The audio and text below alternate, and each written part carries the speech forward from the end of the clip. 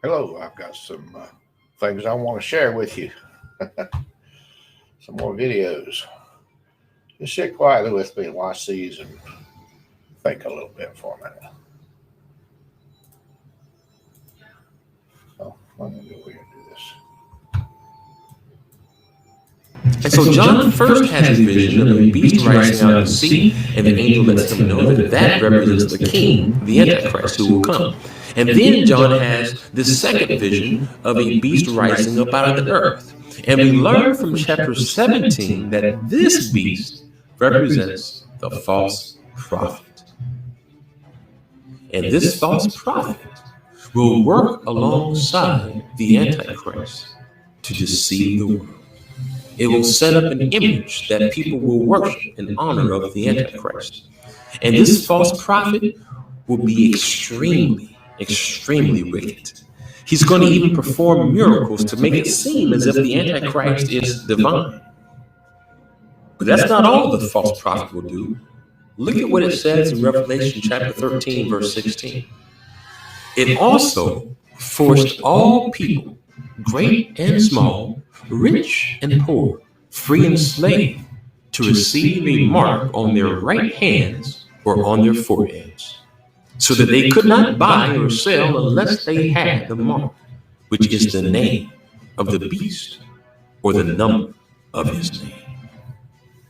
So once the Antichrist and the false prophet rise to power, they will cause all people to receive a pledge of allegiance, a mark. And if the people get the mark, only then will they be able to buy or sell. The beast, the Antichrist, is going to enforce a worldwide economy.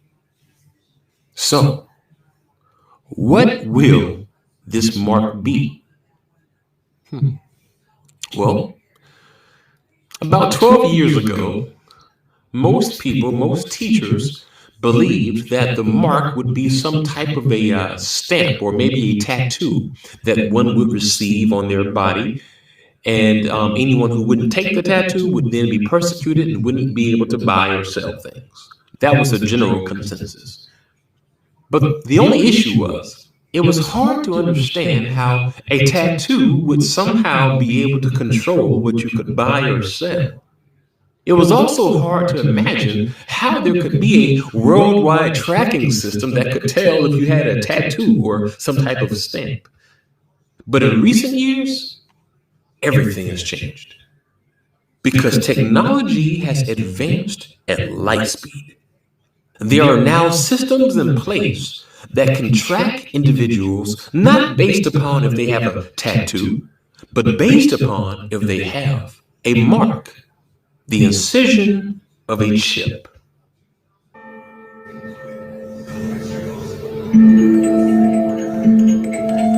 That's what Bill Gates wants. That's what Bill Gates is advocating for.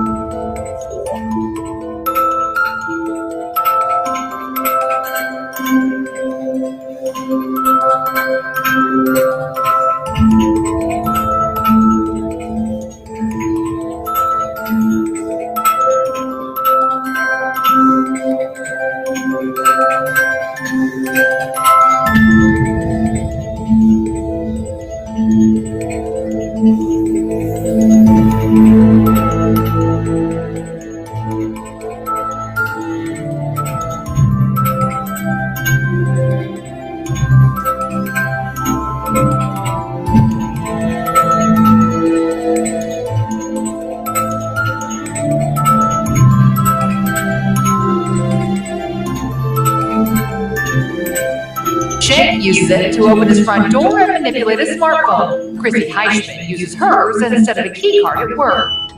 They're among a growing number of people implanting technology under their skin. We don't want to carry devices. We want devices built into us. It is about the size of a grain of basmati rice. Can buy their goodies here in the break room by just using their hand. And 6 cents, guys. So question again, as we asked you last week, are you ready to be chipped, guys? Let's send it back to you. Maybe? Yeah, I don't know. Not for a chip tag, You will be chipped. It's just a matter of time. That's what analysts and educators tell us. A microchip implanted beneath the skin gives people the same capabilities as dozens of cards and devices. Thousands in Sweden have already begun receiving the implants for easier financial transactions. Analysts say this is the future, and it's just a matter of time. The fingerprints and eye scans of every Indian in the country are being taken and collated into an online database. When complete, everyone will have a unique 12-digit identity number. It'll enable them to access India's vast and unwieldy welfare state.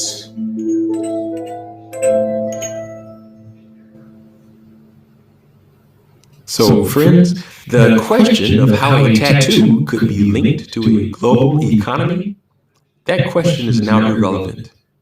Because the system is already in place.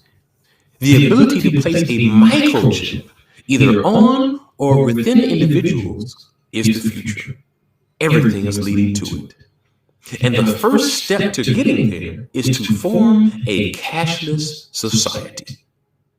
And that's basically where we are now. What do we use? Debit cards, credit cards. And in recent years, those very cards that we use have been inserted with what? Chips. To track your movement, to track your identity, and to track what you buy. The system is already here. When the Antichrist arrives on the scene, he's not going to have to create a worldwide tracking economic system because it's already in place. You know, I bet when John was receiving the vision, I bet he wondered how on earth could a mark, a tattoo, be connected to a worldwide economic system and track who has it or not. But today, we clearly see how it can be.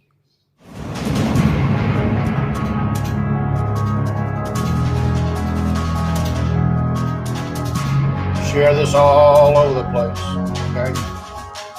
No bullshit.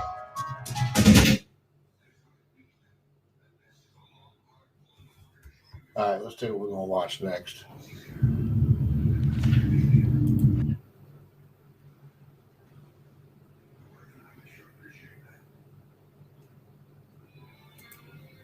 Black Americans fall in line with the Democrat Party, right? Not anymore. The tide is turning and they're questioning their devotion. Exposing lies, revealing truth. Here's the deal with Denise Morelli. Surprising news from the Washington Post. The Power of the Sister Vote poll reported an 11-point drop in Black women who say the Democrats are the party that best represents them. The party that's ignored their interests for years is losing their allegiance. Shocking. Look, the Democrat Party takes Black women for granted. An open letter to the Democratic National Committee reads, "We have voted and organized our communities with little support or investment from the Democratic Party for voter mobilization efforts. We have shown how Black women lead, yet the party's leadership from Washington to the state parties have few or no Black women in leadership. This is how the Democratic Party has always treated Black women. For years, they have churned out propaganda demonizing the GOP. The race card was used by entertainers like Morgan Freeman." The Tea Partiers, who are controlling the Republican Party, their stated policy is to do whatever it takes to see to it that Obama only serves one term. Screw the country. We're going to do whatever we do to get this black man. We're going to do whatever we can to get this black man out of here. But is that necessarily a racist thing? It is a racist thing. Morgan, you have no idea what you're talking about. Democrats have been hoodwinking you for years. Do you remember what Hillary Clinton said about Black men in 2015? Let's be honest. For a lot of well-meaning, open-minded white people, the sight of a young Black man in a hoodie still evokes a twinge of fear. Hillary, let's be honest, that's pretty racist. And before that, remember Joe Biden in 2012? Unchain Wall Street. They're going to put you all back in chains. No, Joe, it's you who wants Black Americans in chains, chained to the Democratic Party, chained to race card propaganda that drove blacks to the polls to elect Democrats who turn around and ignore the Black community. Democrats need Black voters, but instead of focusing on policies that lift up all Americans, they cling bitterly to their scare tactics and race baiting, like these posters from the Southern Senate races in 2014. Fear-mongering and race baiting worked for a while. The Black community came out in support of Obama in unprecedented numbers, but the first Black president's Hope and Change slogan failed the country, failed Black communities, and failed Black voters who overwhelmingly supported him for 2 terms. I don't see no changes. It's a waste of time. And it's just a waste of time. I just don't want to vote this year. I thought he was going to get in there and make it work for us. I really did. Now I'm kind of pissed about my vote. Here's the deal. The Black voter tide is turning. Black women are waking up and realizing the Democrat Party is using them for votes. President Trump got more Black votes than Mitt Romney, and his approval from young Black voters is up 9 points this year. We hear over and over that Black lives matter. Here's the truth. To Democrats, only Black votes matter. I'm Deneen Borelli with CRTV. Like this video? You're gonna love more of what we have to offer at CRTV. Log in or subscribe now and tell them I sent you. Use promo code Deneen to get $10 off your annual subscription. She hot or what? Yeah. All right. Let's see what we're gonna watch next.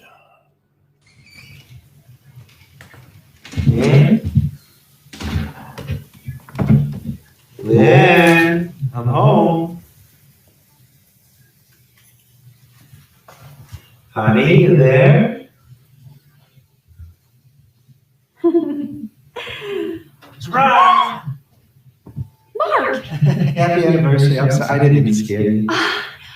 What are you doing home? I thought you were on a business trip till Friday. Yeah, well, I wanted to surprise you for our anniversary, so I thought I'd really like that. Here. I know how much you like purses, so I got you one. Oh, thanks. Why don't we go in the living room?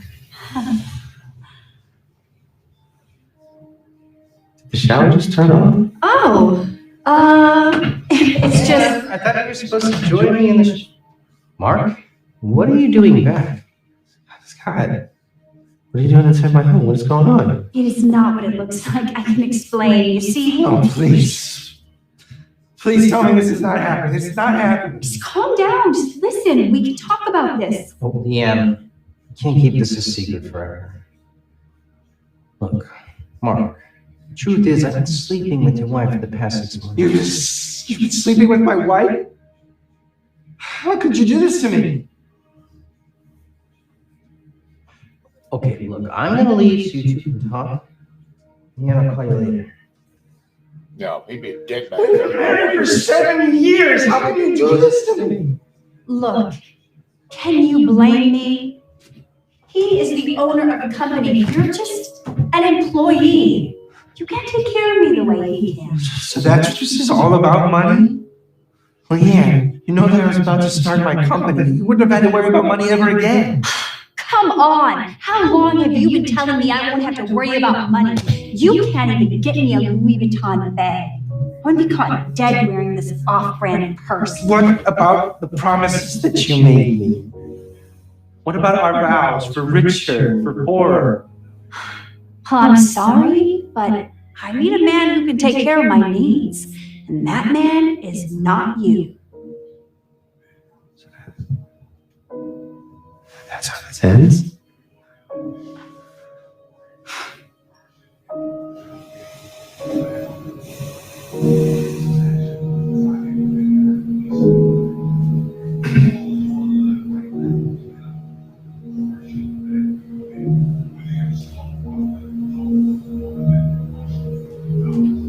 I'd make her swallow it. There's nothing about his life.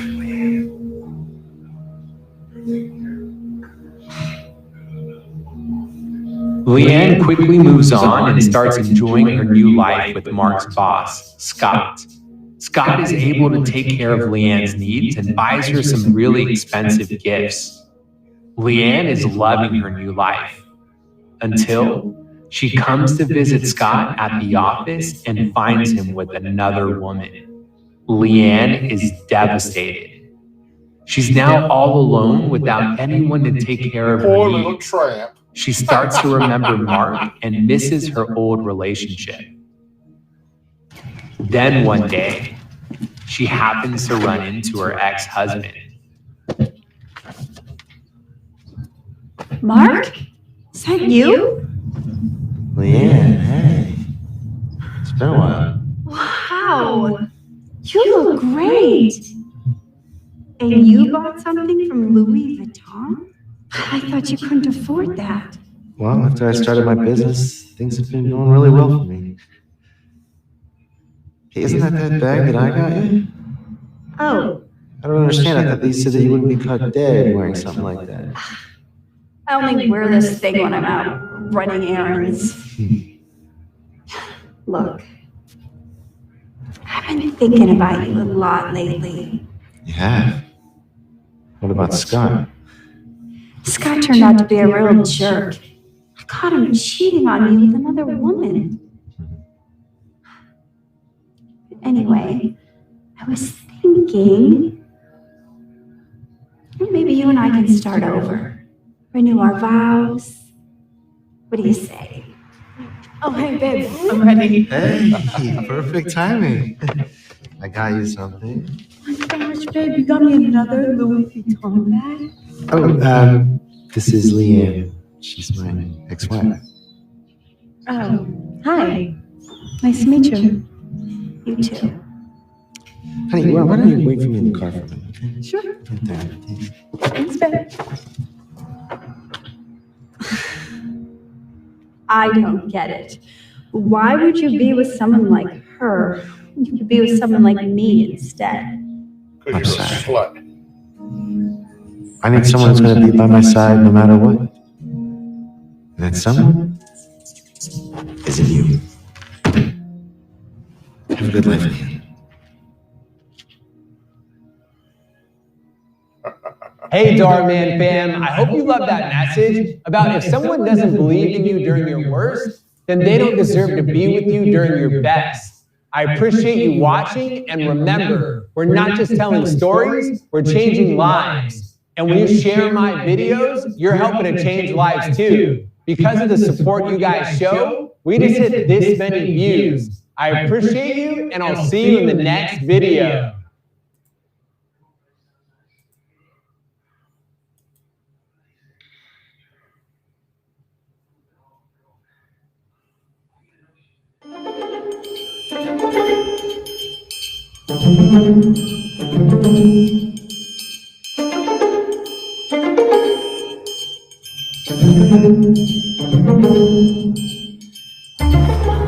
Hey, Mom.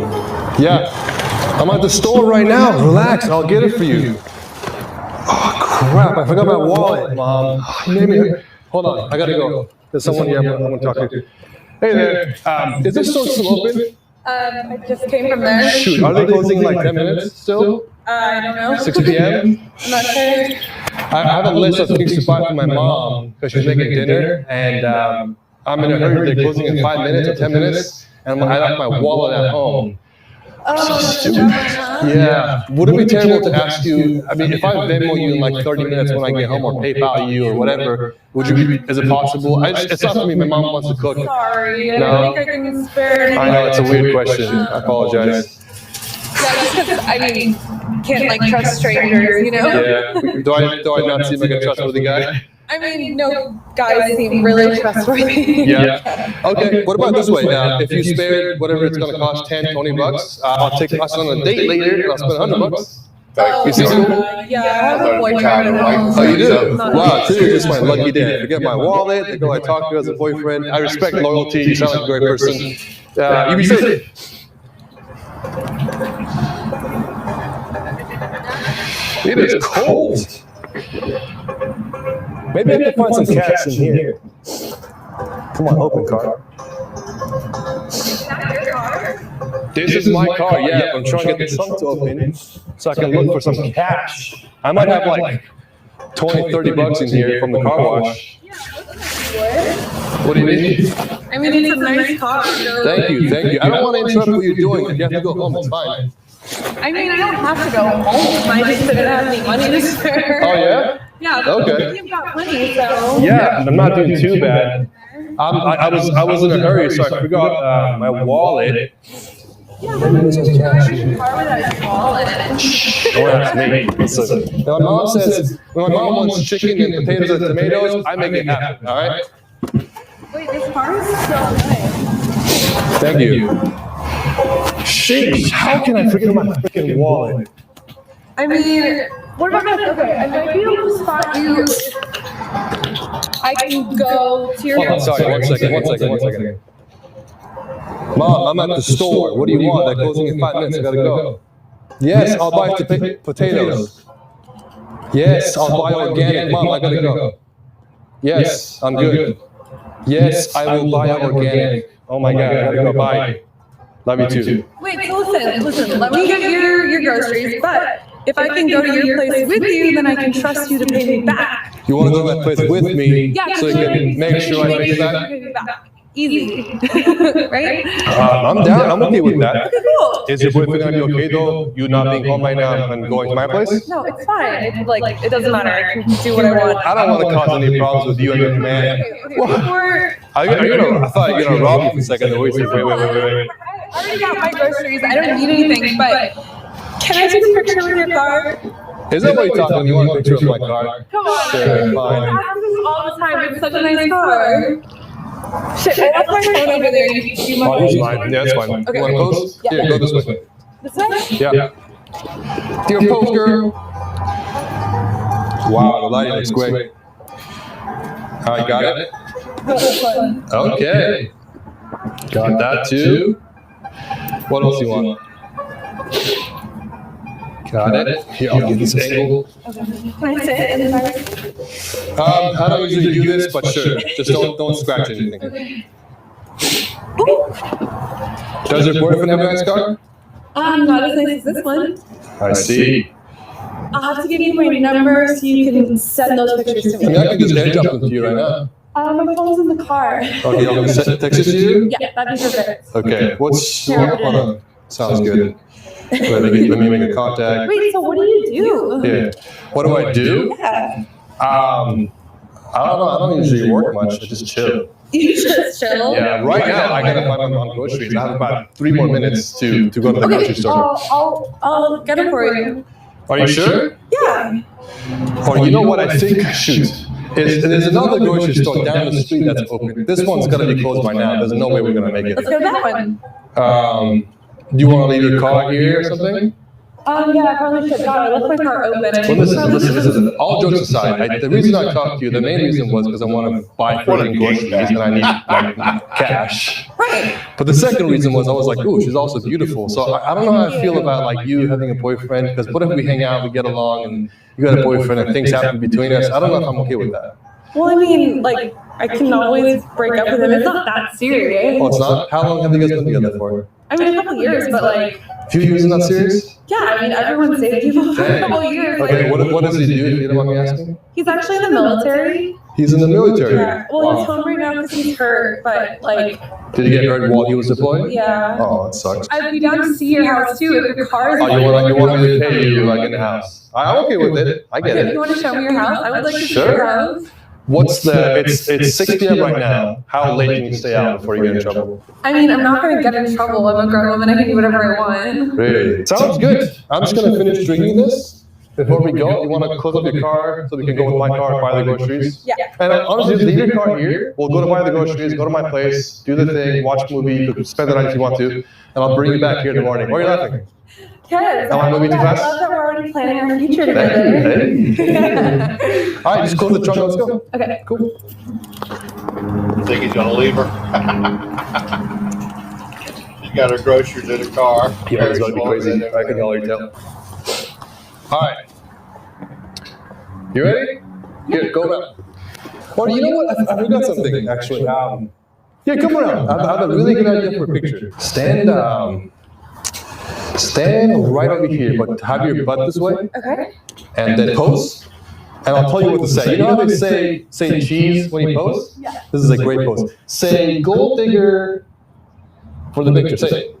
Say gold digger. Gold digger. There you go. All right. Great picture. Wow. That's supposed to be funny. No, this last picture is for me because I have a lot of friends that live in Europe, and they're always like, "Hey, what are LA gold diggers like?" And they want me to like explain it to them, like what a gold digger in LA looks like. So now I'm just showing them the picture. It's much simpler. I'm not a gold digger. Oh, you're not? No, I was literally offering to buy your groceries. Yeah, after you realize I have a McLaren. We're actually recording this right now. There's a camera right there. So if you want me to play the footage back, we can.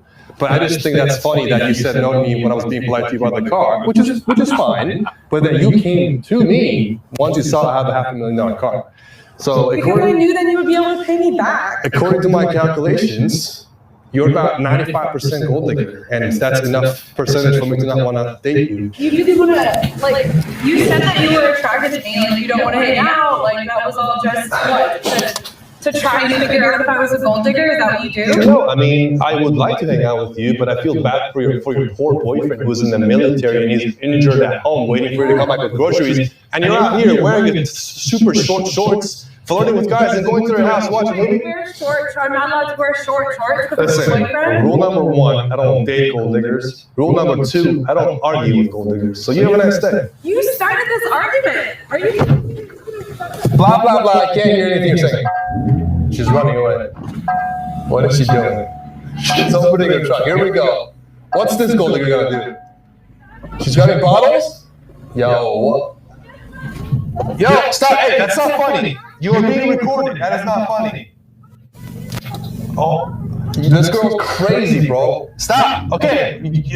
Oh my God, that's disgusting. That is disgusting. Wasted her ketchup and mustard. Is that it? That's all you got? That's all you got? Oh, you're too slow for a McLaren. You're too slow for a McLaren.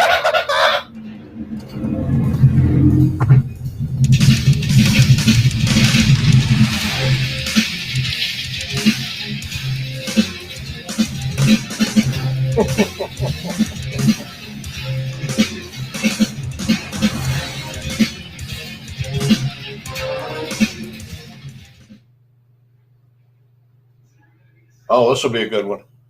I just want to make it clear that South Korea's testing was 11 per 100,000, and we're at 17 per 100,000. So are you going to apologize, Yahoo? That's why you're Yahoo. Nobody does it anymore.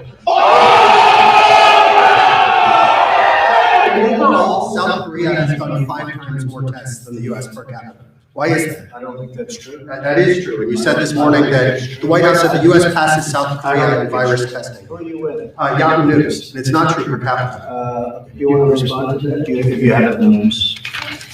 Sure, I have the numbers. So remember early on, we pushed tests to the outbreak areas, just like you described. His primary outbreak was in Miami-Dade and Broward County and Palm Beach, so they pushed tests into that region. We did the same thing in the United States. So if you look at every single state that had an outbreak, their testing is greater than anywhere in the world. They're in the 42 per 1,000 range. Your point is taken about individual areas, but overall, we've had 14 times more infections than South Korea. So are we doing something wrong, and why is that? They have a very dense population. Yeah, our epidemic looks much more like the European epidemic. So right now, we're tracking very close to the countries in Europe, and we're testing at their rate of their concentrated epidemics and where they're occurring in the metros. I think it really shows the susceptibility of our major cities in the same way they were susceptible in Europe. And so we've been very focused on that. That's not to say we're not supporting the rural states. We're very much supporting the rural states and very much supporting their testing. There's no state right now in the United States that's tested really less than 1%, which is pretty remarkable when they don't really have significant cases. But we've been really working with states to do sentinel surveillance and also to reach out to our Native American populations as well as our inner city. So I think now that we've expanded testing dramatically and CDC has altered the criteria for testing, I think you'll see as governors have unlocked more and more potential in their laboratories, we know that we have more laboratory capacity. And you hear the governors talk about we have capacity and now we have to match things, the resources that you need, the swabs and the extraction media with the capacity.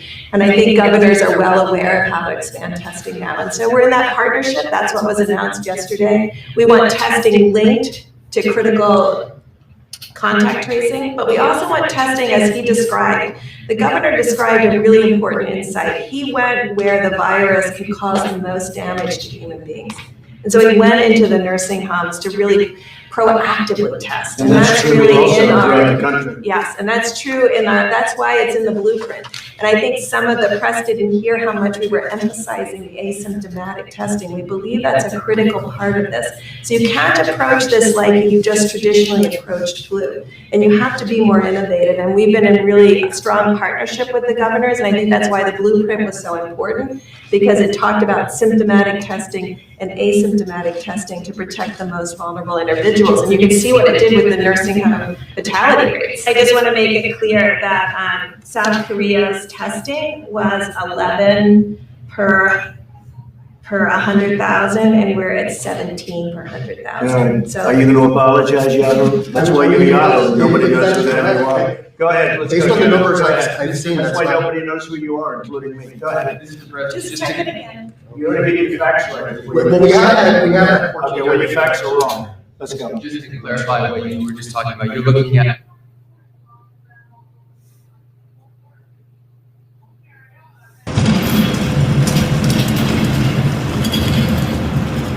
Excuse me, sir. Can you tell me where I can get those insulin syringes? I'm a diabetic and I really need some.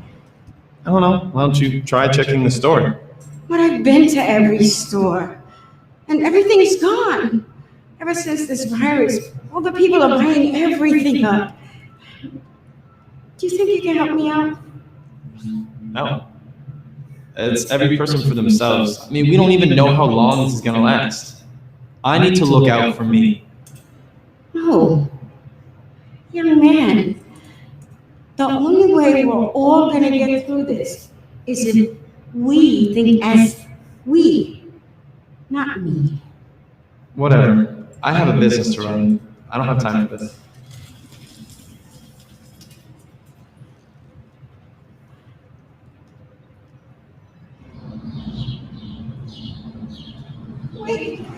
Wait, please. Oh, I'm so sorry, ma'am, but we had to be closed early. Everything's practically gone, so there's no use. No, please. I just met a man who bought syringes here, and I really need them for my insulin, please. I'm really sorry, but that man bought the last supplies we had left. We might get some more in stock in a week or two. No, I can't wait that long, please. Let me check. I'm sorry. And this shit happened with toilet paper, everything, okay? Imagine buying a pallet of damn toilet paper. What kind of idiot does that? Emergency supplies. Come get them. Who wants them? Emergency supplies for sale. Oh, thank goodness you're selling these. How much for these syringes? That would be $50. $50? But that's 5 times the normal price. That's supply and demand. Take it or leave it.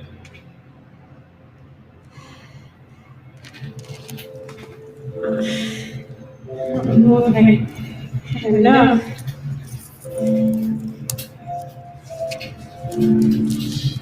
Should be enough. It's $47. You're short. I have change.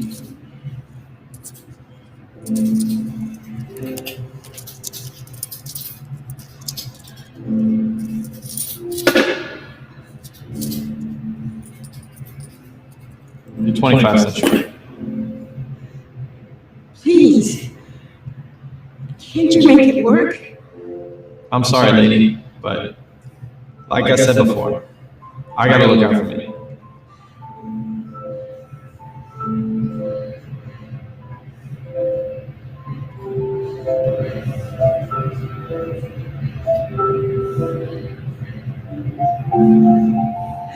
Oh, thank God. All right, there we go, $50. And that is yours. You're lucky too. That's the last pack I had. You're welcome. Emergency supplies, folks. Come get them. Bang. Hey, what's up, Mom? Whoa. Slow down. Okay, just hang on, okay? I'll be right there.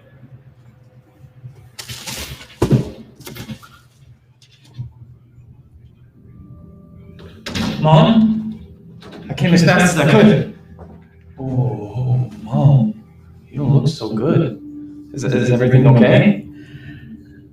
I ran out of my medical supplies, and I had nobody here to help me, so I had to go out. Mom, you're diabetic and you're over the age of 65. You're not supposed to go out. You're the most vulnerable to the virus. I'm sorry, Mikey, but I had no choice. You see, earlier this morning, I went to take my insulin, only to realize I had run out of syringes. I knew I wasn't supposed to be out, but I had no choice. I went to my local store, and unfortunately, they were all out. So I kept going to different stores, and each time I was told the same thing. There were none left. So you see, I've done everything, but I couldn't find any syringes. I really need to take my medicine. Oh, Mom. I had a pack of syringes, but I sold it. Let me hurry to the store. I'll find you some. It's no use, son. They're all sold out. Oh, I don't feel so good, Mikey. I'm just going to close my eyes for a little bit.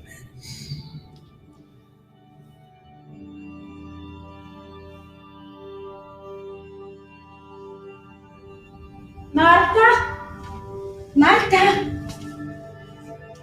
Maria? Why are you here? Well, I ran out of syringes and I got lucky and found some. You? What are you doing here? This is my mom. You two know each other? It's a long story. Anyway, I know that you're diabetic just like me, and I came in to check on you. Do you need any syringes? Yes, she does. Please. Thank you so much. You're gonna save my mom's life. How much do I owe you? No, please, there's no need. No.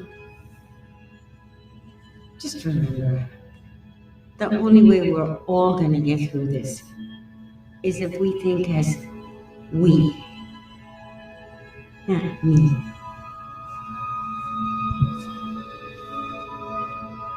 Meanwhile, Mom dies waiting for her insulin or goes into diabetic coma. No, wait. I'd love to hug you, but that's how the virus spreads, remember? Yeah, you're very right. I'll never forget this. So she gave him the whole pack of syringes. All right, folks, emergency supplies. Who needs them? Oh my goodness, I have not been able to find this anywhere. How much for the bath tissue? It's free. Wait, really? I'm sorry. I don't understand. Well, the only way we're going to get through this is if we think as we and not as me. So, here you go. God bless you. God bless you too.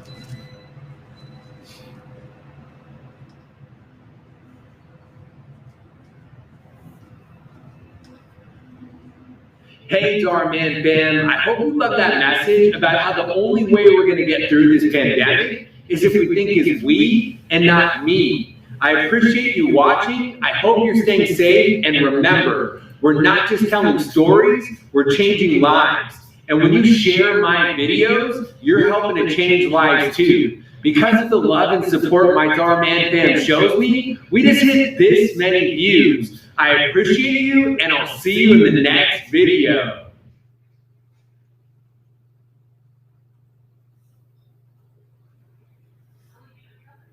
Oh, let's check this out. I couldn't decide which moron or which moron's statement was more idiotic, so I decided to share all of them in a three-way tie for Jackass of the Week. Here we go. It's time for final thoughts.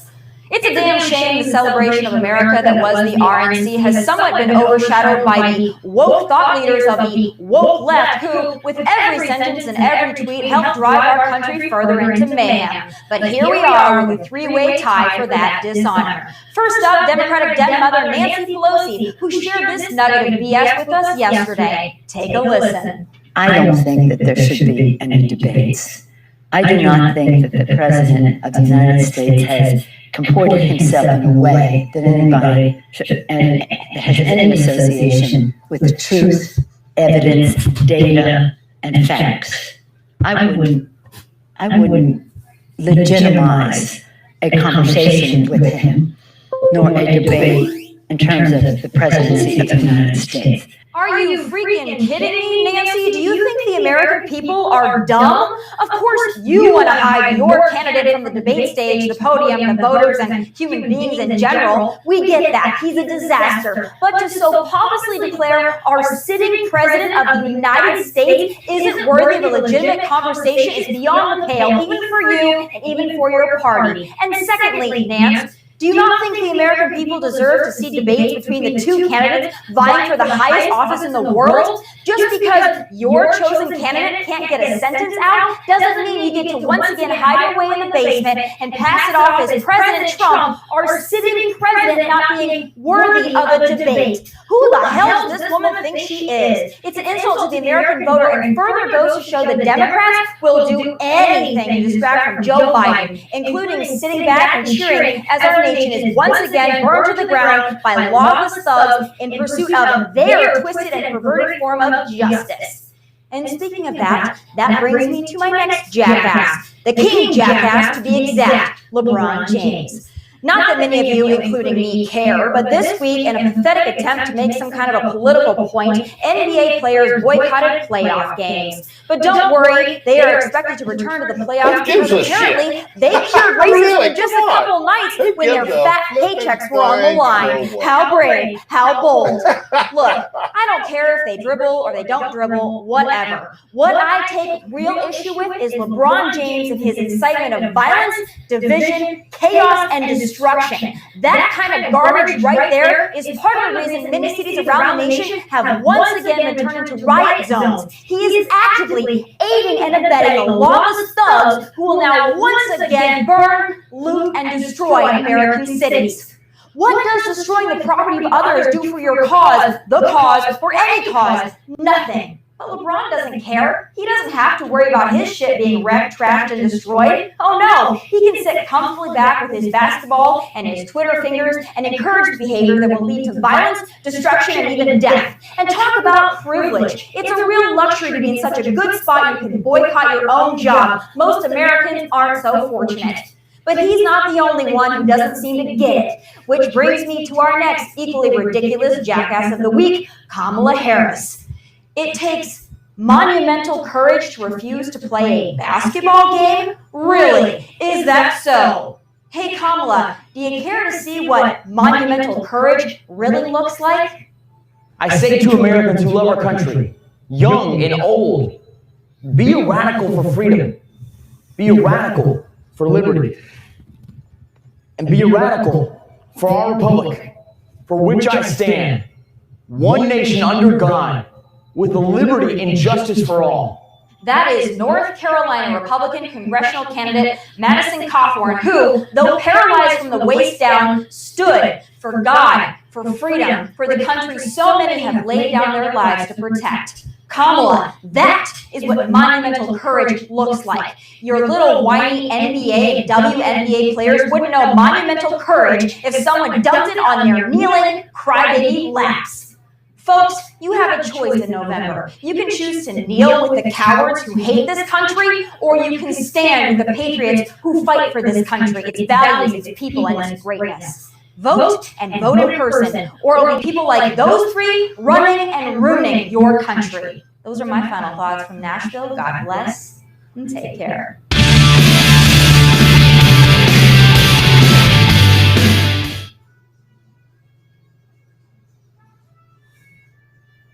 Folks, listen, as I said at the beginning of the show, and I'll tell you now, there are no elements to this segment, not going to be any fancy graphics, not going to be any videos, it's only going to be me talking to you. I was in my house this morning, something happened, and in the interest of my daughter and our privacy, it's not nothing horrible, but something happened, and it really hit home for my wife and I this morning in our own house again. This has been inescapable. You are going to have to pick a side soon. I'm deeply sorry to tell you that. I mean that. Because we all thought that there was always one side, Team America. There isn't. Team America is a side, but that's our side. That's not the other side. They're not interested in this anymore. I'll give you an idea of what happened, but someone we know posted something on Facebook, and some other things happened involving people in my neighborhood and others. There are people under massive pressure right now. Regular, average, American, patriotic citizens like you and I, who've done nothing wrong. They vote, they love their country, but their life isn't all about politics. Their life's about work, their life's about God, their life's about their job, their life's about their kids. Joe and I and Paula and Drew, this is what we do. This is our job, and we don't run from it, and even though sometimes it gets to be a little mentally stressful, I love what I do. But this is not the soccer moms and the working moms and dads out there. Their lives are about supporting their families. Going to church on Sunday, maybe having a night out to eat with the kids on Friday night at the local pizza joint. They don't want to be bombarded with political, ideological indoctrination all the time. I regret to inform you, with the greatest of regret, you will not be able to escape that anymore. America has been deeply polarized by media propagandists and gaslighters and liberals who they're not on whatever side America's on, they're on the other side. There's no escaping this anymore. There are kids, teenagers, people in my own home under massive pressure to succumb to false media narratives, to outwardly show support for people who've come out with messages like pigs in a blanket, fry them like bacon. What do we want? Dead cops. When do we want them now?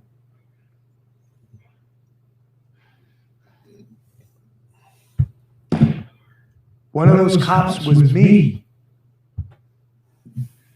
I've lost friends.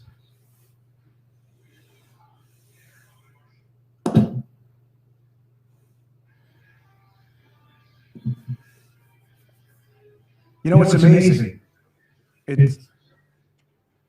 Everyone has a right now, the snowflake crowd, to not be offended, right?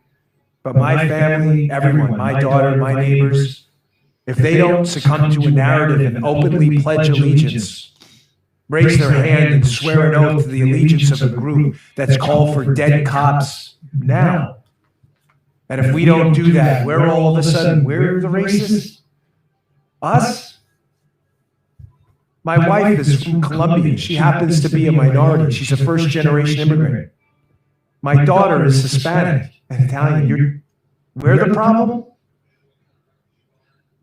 You want dead cops, you got them. You got your dead cops. And now if we don't, like lemmings, fall off a cliff and blindly support these groups, we're the problem? Listen, man. I'm telling you right now, this fight's coming to your house too, and I wish it didn't. Every generation has had its battles. This one's coming and knocking on your door. I wish it weren't, folks. You don't need this right now. You should be able to go to work, earn a solid living for your kids. Maybe if you're lucky, pass them down a couple $1,000s and maybe the deed to your house if you're lucky. Be able to feed your kids, go out to eat once in a while, catch a movie, take a vacation every couple of years. That's what the American dream was. That's not the American dream anymore for the other side of this equation. Their dream is nonstop boycotts, political pressure, calling people racist, pressuring them, harassing them in their own communities. This has been my life for 10 years now. I'm used to it. My kids aren't. This fight's coming to your door. Paula said something to me this morning. And believe me when I tell you, Paula knows politics because she's hearing the show with me every day. She sits right there. She has to listen to it. She likes it sometimes, sometimes she doesn't. Sometimes she disagrees with me on issues. It happens actually often. I get mad at her when she does. She gets mad at me back because I get mad at her about politics. You'd agree with that, right? She's like, why do you got to bring that up?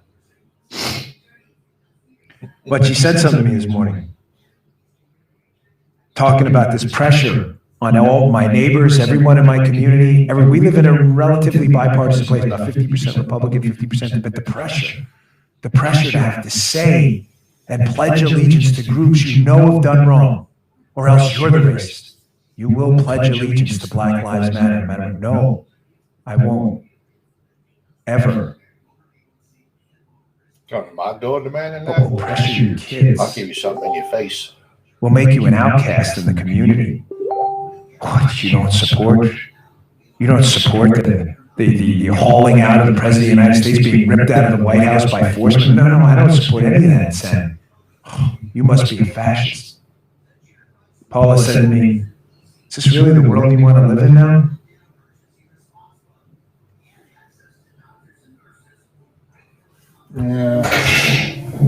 Honey, this is Lisa. She'll be living with us.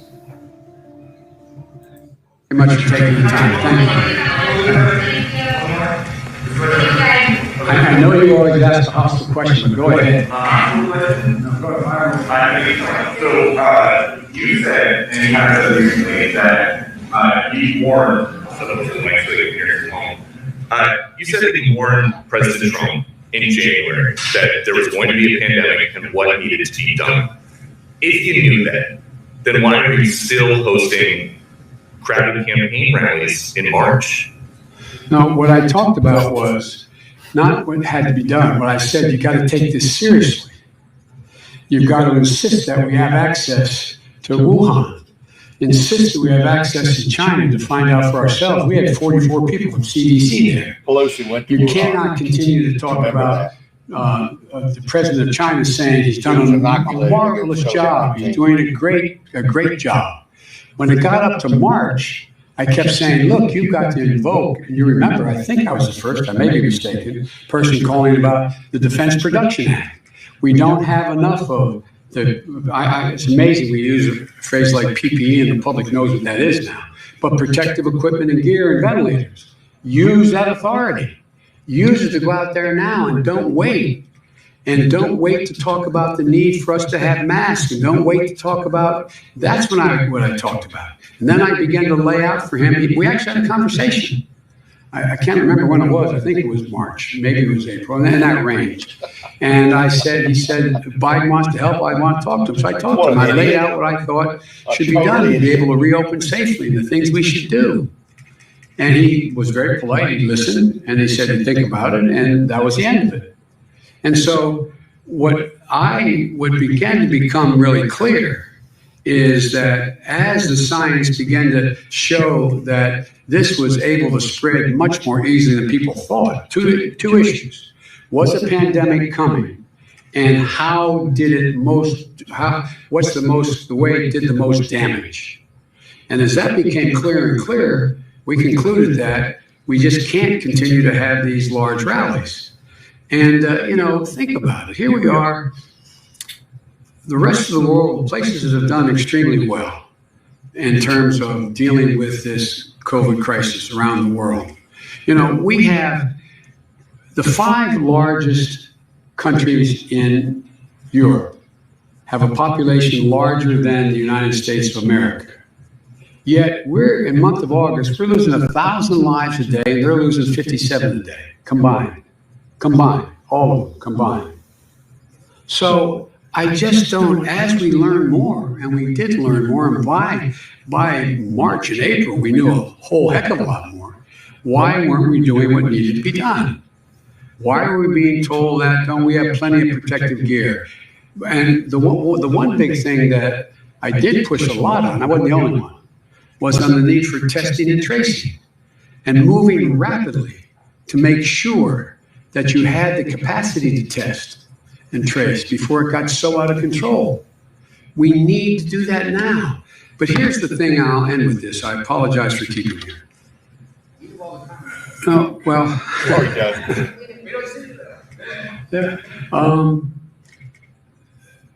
The thing that I just don't quite understand is when it's clear that some of the things that the president says are simply not true relating to this crisis.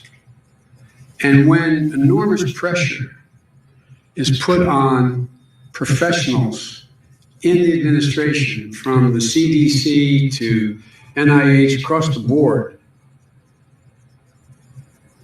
why do we think, God willing, when we get a vaccine that is good, works, why do we think the public's going to line up to be able to take be willing to take the injection? That's right. Stumble and fumble. We've lost so much confidence in the American people in what's said. Because we're finding out, again today, plasma, well, that doesn't quite work the way we were told it was. Hell of a lot of pressure put on that person to say that. This president has said so many things that are untrue, that are just wrong. In order to do anything, he looks at it in one way. If the stock market is high and it's moving, and we're reducing the number of people who are in real trouble economically, then it doesn't matter what I say. That's the objective. That's the objective.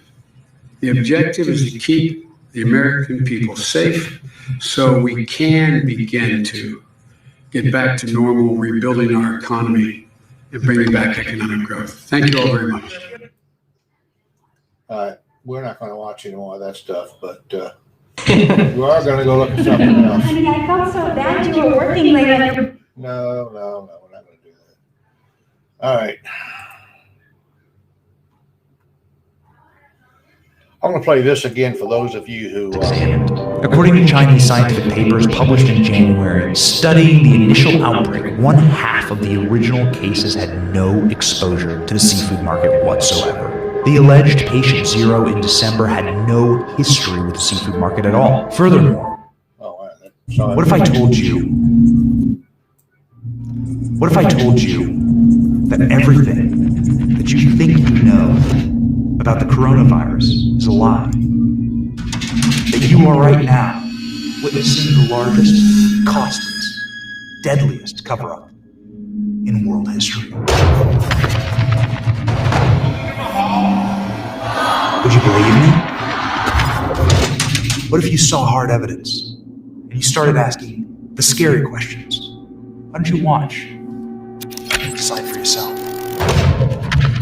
My fellow Americans, tonight I want to speak with you about our nation's unprecedented response to the coronavirus outbreak. The Chinese coronavirus pandemic will be recorded as one of the most consequential global events in world history. How the hell did this happen? Who's responsible? What you're about to hear is a true story, backed by scientific evidence and hard facts. There are those who witnessed what happened. People died to tell you this story. Listen to that, because otherwise, it is going to happen again.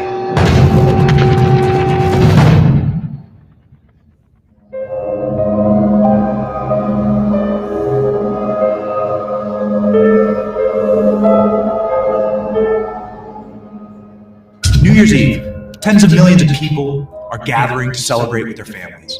But in one of China's largest cities, the streets are eerily silent. Wuhan is located in the heart of China and home to more than 11 million people. Word has gotten out that there's a killer on the streets. A unique and deadly virus was spreading through the city's population at a blistering pace, and no one has any idea how to treat it or where it came from. 1 month earlier, an elderly Chinese man was admitted to the Wuhan hospital with extreme difficulty breathing and signs of pneumonia. This is the first case on record of COVID-19. As the month of December pressed on, hospital wards in Wuhan exploded with cases of the unique pneumonia. Chinese doctors and medical staff began to come down with the same symptoms, indicating the terrifying prospect of human-to-human transmission. On December 30th, a Chinese ophthalmologist named Dr. Li Wenlang warned on social media of a respiratory illness ravaging the city. Wenlang was punished and silenced by local communist authorities. In 1 month, Dr. Wenlang would be dead, killed by the virus that had already taken the lives of thousands. The exact number of dead, we don't know, and we likely never will. Realizing the disaster on their hands, the Communist Party of China brutally locked down the city of Wuhan. We know the Communist Party of China's secrecy, blame shifting, denial, and inability to act in this pandemic resulted in the deaths of tens of thousands of Americans, hundreds of thousands more around the world, all while decimating the economy. What we don't know is where the virus came from. How did it get here? Why is it so deadly? For clues on these questions, we will go to ground zero in Wuhan, focusing on what Chinese scientists, medical experts, and local officials had to say about this outbreak before the communist government stepped in and silenced them all. Let's start with what we know. There are two elements in this outbreak that have universal scientific consensus. One, the genome sequence of the virus is of bat origin and is specific to a species of bat known as the horseshoe bat. Two, the virus is genetically optimal for human transmission, while most viruses are not. This is what makes it so deadly. So the question is this: how did this specific virus jump from bat to human? The official Communist Party endorsed theory is that the jump occurred at the Hunan seafood and wholesale market in Wuhan. However, this theory begins to fall apart when data from the original outbreak is examined. According to Chinese scientific papers published in January, studying the initial outbreak, 1/2 of the original cases had no exposure to the seafood market whatsoever. The alleged patient zero in December had no history with the seafood market at all. Furthermore, investigators and researchers found no evidence of the intermediate horseshoe bat, or any bats for that matter, being sold at the market. Further research from Chinese scientists showed that bats were never a food source for local residents of Wuhan. In fact, there are no known colonies of the horseshoe bat within 600 miles of Wuhan. The natural habitat for these bats are in secluded, high, dark mountain caves in the south of China.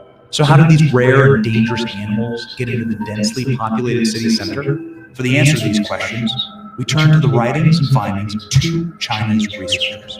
Researcher Zhao Botao from South China University of Technology and Lei Zhao from Wuhan University of Science and Technology set out to establish the most likely source of the virus. Their research thesis is entitled Possible Origins of the 2019 Coronavirus. The respected Chinese scientists immediately rule out the Wuhan seafood market as the source of the virus and began a search for an alternative location where we have proof of horseshoe bats and humans interacting. The Wuhan Institute of Virology is a Chinese government-run research center 2 miles from the Wuhan seafood market. This institute is famous for its research on bat coronaviruses and was actively researching new coronaviruses, specifically in horseshoe bats at the time of the outbreak. Leading up this research was Shi Zhenli, a woman who has earned the nickname Batwoman for her 17 years of researching coronaviruses in bats. Make no mistake, Zhenli is the world's foremost expert in researching bat coronaviruses and their transmission to humans.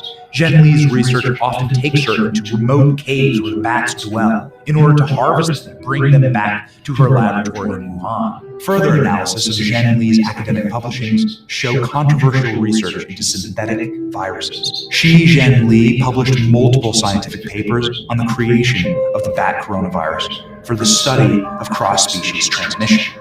A year before the outbreak, in 2018, she gave a speech on bat coronaviruses and their cross-species infection ability. So why is Zheng Li's research important? COVID-19 is particularly deadly due to its unique molecular capacity to enter human cells and destroy them. You have likely seen this photo of the coronavirus. This specific part of the virus is called an S protein. These proteins act as the key to unlocking the human cells that they come in contact with, allowing the contents of the coronavirus to enter the cell and destroy it. Zheng Li's lab had sophisticated capacities to synthesize viruses for cross-species transmission, often using the S protein. The Epoch Times spoke with noted microbiologist PhD Judy Mikovits and virologist Dr. Sean Lin, who cast extreme scientific doubts on the origins of the virus simply originating organically. Virus now can infect human cells much easier, and that's probably also one of the important reasons that contribute to multi-organ failure when people have a severe disease.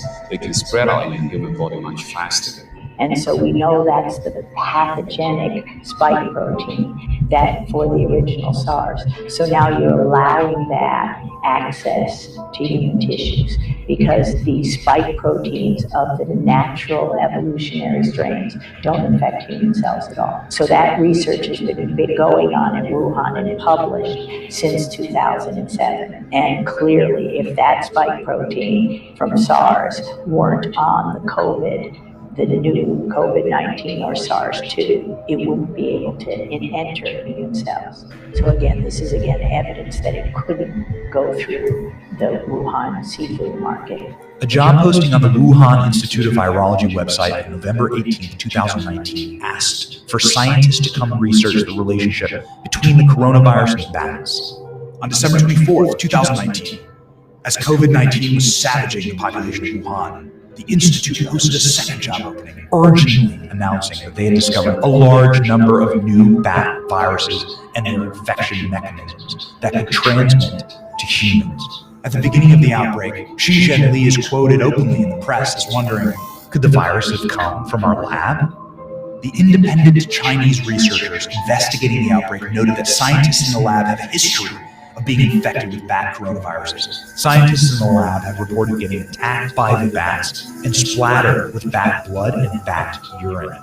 The Wuhan lab had such a known security problem that the U.S. Embassy in Beijing took some extraordinary action to warn them about it. In January 2018, the embassy sent 2 U.S. science diplomats to the Wuhan Virology Institute. Sloppiness, carelessness, lack of safety, or management of the lab so shocked the American scientists that they urgently wrote a series of diplomatic cables back to America warning of the potential of an imminent outbreak. The cable reads, most importantly, the researchers showed that various SARS-like coronaviruses can interact with the human receptor identified for SARS coronavirus. The findings strongly suggest that SARS-like coronaviruses from bats can be transmitted to humans to cause SARS-like diseases. The person the U.S. scientific diplomats were the most worried about? Researcher Zheng Li.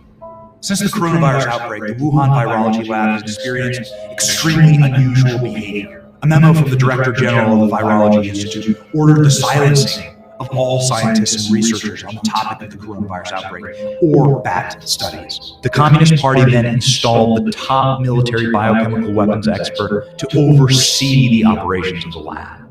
More disturbing still, since the outbreak, researchers on the bat coronavirus team have gone missing. In January, the Beijing News identified Huan Yangling, a researcher at the Institute of Virology, as the suspected real patient zero. Yangling was allegedly the first human to contract COVID-19 during a botched experiment. Mysteriously, Yangling has been scrubbed from the virology lab website, even while other researchers remain. The Institute initially denied any knowledge of Huang Yangling, but was forced to retract their denial and admit that the researcher is now unaccounted for. Ultimately, the Chinese researchers studying the origins of the outbreak concluded their thesis by stating, the killer coronavirus probably originated from the laboratory in Wuhan. Safety levels need to be reinforced in the high-risk biohazardous laboratories.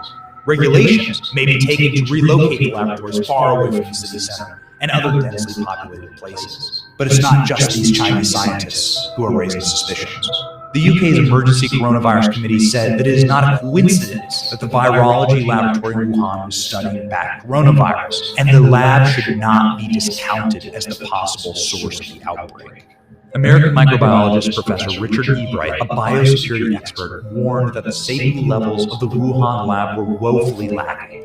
He writes that given the nature of their dangerous experiments, an outbreak in the lab would pose a substantial risk of infection of a lab worker, and from the lab worker to the general public. At the present date, the tide seems to be turning against the Wuhan lab. It is increasingly likely, there is increasing confidence that the virus, COVID-19, started in that Wuhan lab. As of today, says someone in a position to know, there is, quote, almost unanimous agreement in the American intelligence gathering agencies that the virus currently destroying much of the world emerged from a lab in Wuhan. The NIH gives this $3.7 million grant to the Wuhan Institute of Virology. They then advertise that they need coronavirus researchers. Following that, coronavirus erupts in Wuhan. And then what's really troubling to me is that either conspicuously or miraculously, the Wuhan Institute of Virology is able to sequence the virus on January 2nd,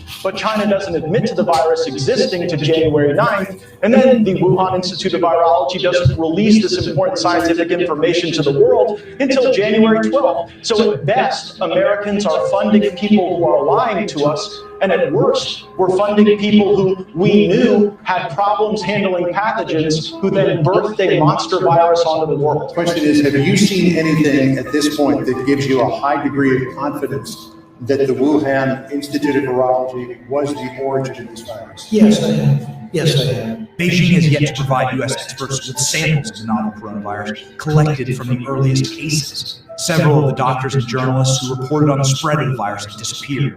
The Chinese government, meanwhile, has put a total lockdown on information related to virus origins. Without this information, we will never understand how the coronavirus pandemic started, or how to prevent the next one.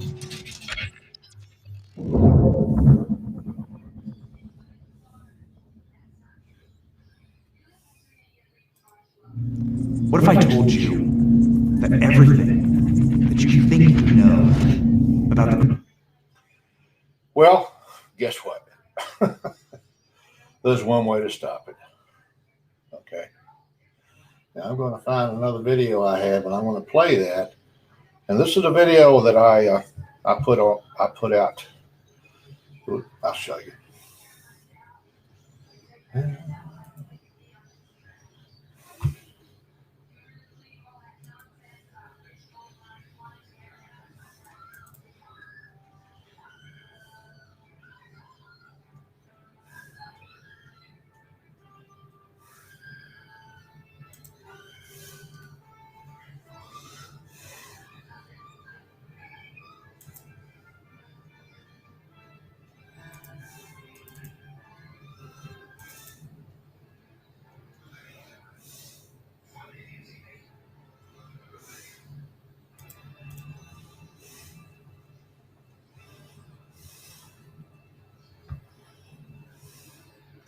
Let me look for it here. No, it's there, but it's not where I want to play it from.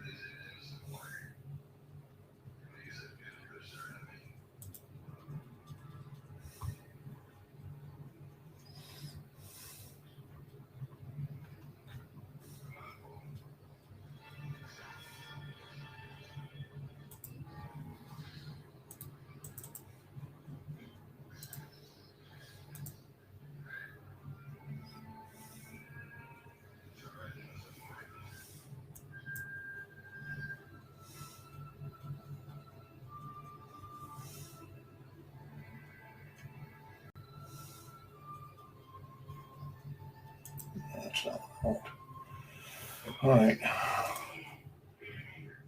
I'll just go here and play it. I'll play it on my channel in YouTube. That's where it is. I have things all over the place now. Oh, good. There it is. It did record good.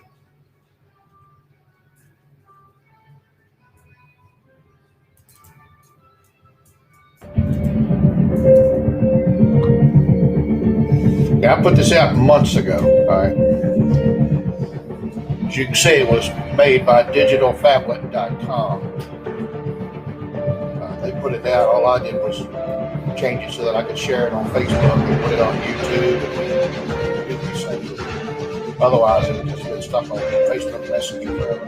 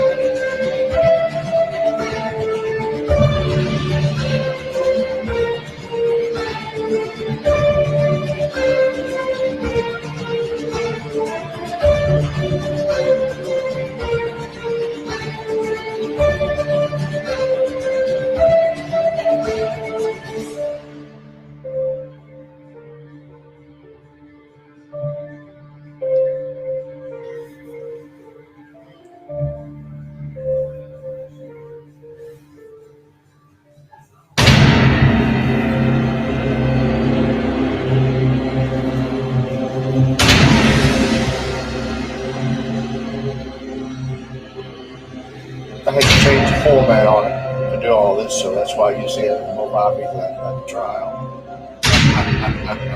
I'll purchase it and put it on this one.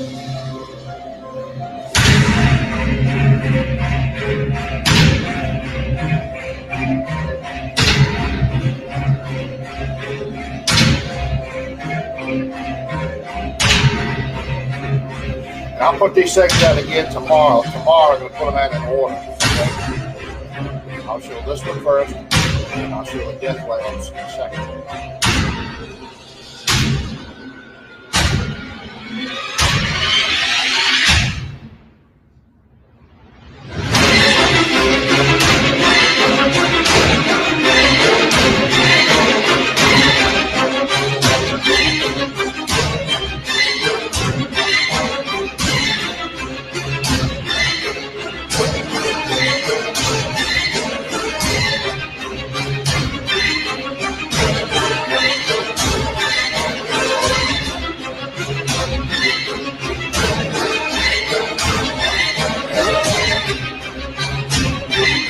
Don't you know they're just about to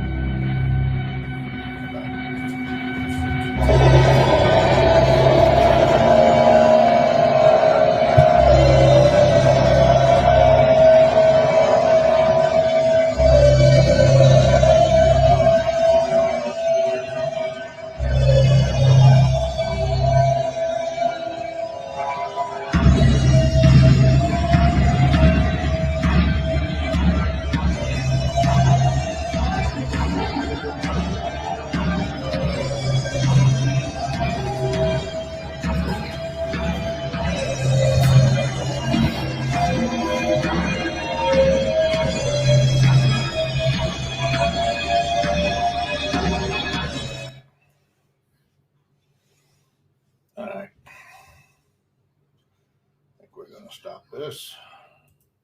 How are you? Thank you, everybody. Thank you very much.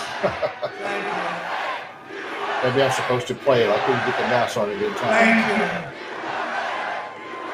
And hello, Janesville, and hello, Wisconsin. We love Wisconsin.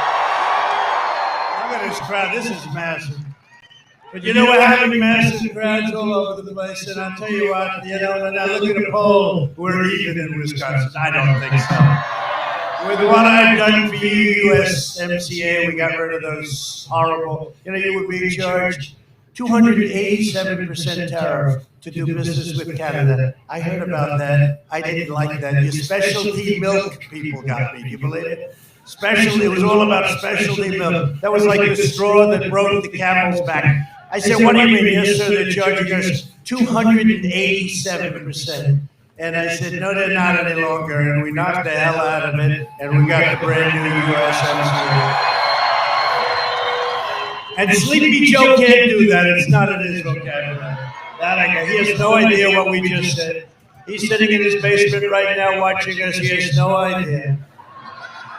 And I hate to do this. I was having a great hair day, and then I heard you had 40-mile-an-hour winds. And I said, all right, give me the cap. I don't do it often. But now I'm looking at that beautiful sight. Is that beautiful? Show us the As beautiful as that is, OSHA, as beautiful as that is, I don't know that I'd want to be those people right in that little corner. Look at that. You know, I think it's magnificent, but I'd get out of there. But they have no fear, do you? You have confidence in Trump. Yeah, we get good equipment. It's great to be back in Wisconsin with thousands of loyal, hardworking American patriots. Thank you very much. It's a great honor. It's a great honor. And we're doing great. We're doing really well. And we should have a Republican governor because, frankly, you got to open your state up. You got to open it up. You got to open it up. Get back to school. I'll tell you what, you know, we had a little problem in Florida. We had a surge, and then it went away. They opened it, but we had a problem, big problem in Texas. We had a surge. They opened it up. It's all opened up. Arizona, they had a surge. It's all opened up. And our country is opening. And I'll tell you what, when you look at our numbers compared to what's going on in Europe and other places, but we're doing well. We're going to have one of the best economic years we've ever had next year. One of the best we've ever had. 17 days from now, we're going to win the state of Wisconsin, and we are going to win 4 more years in a row. And by the way, early voting begins on Tuesday, so get out and vote, okay? Now, we've had great success in your state, and I've been very good to you likewise with the ships. You build good ships, you know that, right?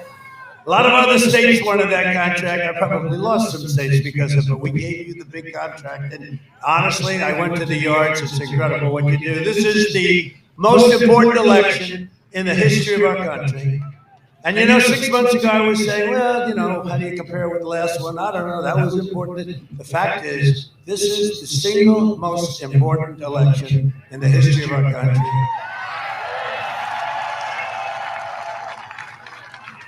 And Sleepy Joe Biden's made a corrupt bargain, you saw the bargain he made, in exchange for his party's nomination, which he shouldn't have gotten because if Pocahontas got out 1 day early, I'd be running against Crazy Bernie, which would have been okay too. I would have had a small but energized base. Now we have a little bit larger base to run against, but there's zero energy. They're reporting on it. We've got the most energy in the history of politics, and he's got the least. Most in the history. And Biden handed control of his party over to hardcore militant left. The Democrat Party you once knew no longer exists. It's now a party of socialists and Marxists and left-wing extremists. If Joe Biden and the Democrat socialists are elected, and I've always said, our country will never be a socialist country. That's right. They would kill your jobs, dismantle your police departments, and you have a lot of great law enforcement people here today. Thank you. I think we have every single law enforcement group in the country has endorsed this. Even New York City's finest, they endorsed this. First time they've ever endorsed a presidential candidate. It's big stuff. Chicago, Florida, Ohio. Everybody's endorsed us. And I said during the debate, I said, Joe, name one group, law enforcement, that's endorsed you. Name one. And he was starting to go, he couldn't breathe. And then Chris Wallace bailed him out. And I said, Joe, say the words law and order. Say it, Joe. And he wouldn't do it. I said, say the words law and order. Then Chris Wallace bailed him out again. But he can't, because if he says law and order, that means he loses the radical left. You know what? I think he's losing anyway. But they want to dissolve your borders, raise your taxes, destroy your suburbs. Oh, have I saved your suburbs? The women, they keep telling me about suburban women. I think suburban women like it. I've only saved your house, and frankly, I've saved your way of life. I've saved the American dream, but they keep saying, Trump has a problem. Well, last time they said the same thing. It was even worse. They said I had a problem with women, period. And then the night, that beautiful night 4 years ago, was that the greatest of all time? Probably the greatest night in the history of television, right? That was, we had so much fun, the tears that were flowing out of it. Remember the tears?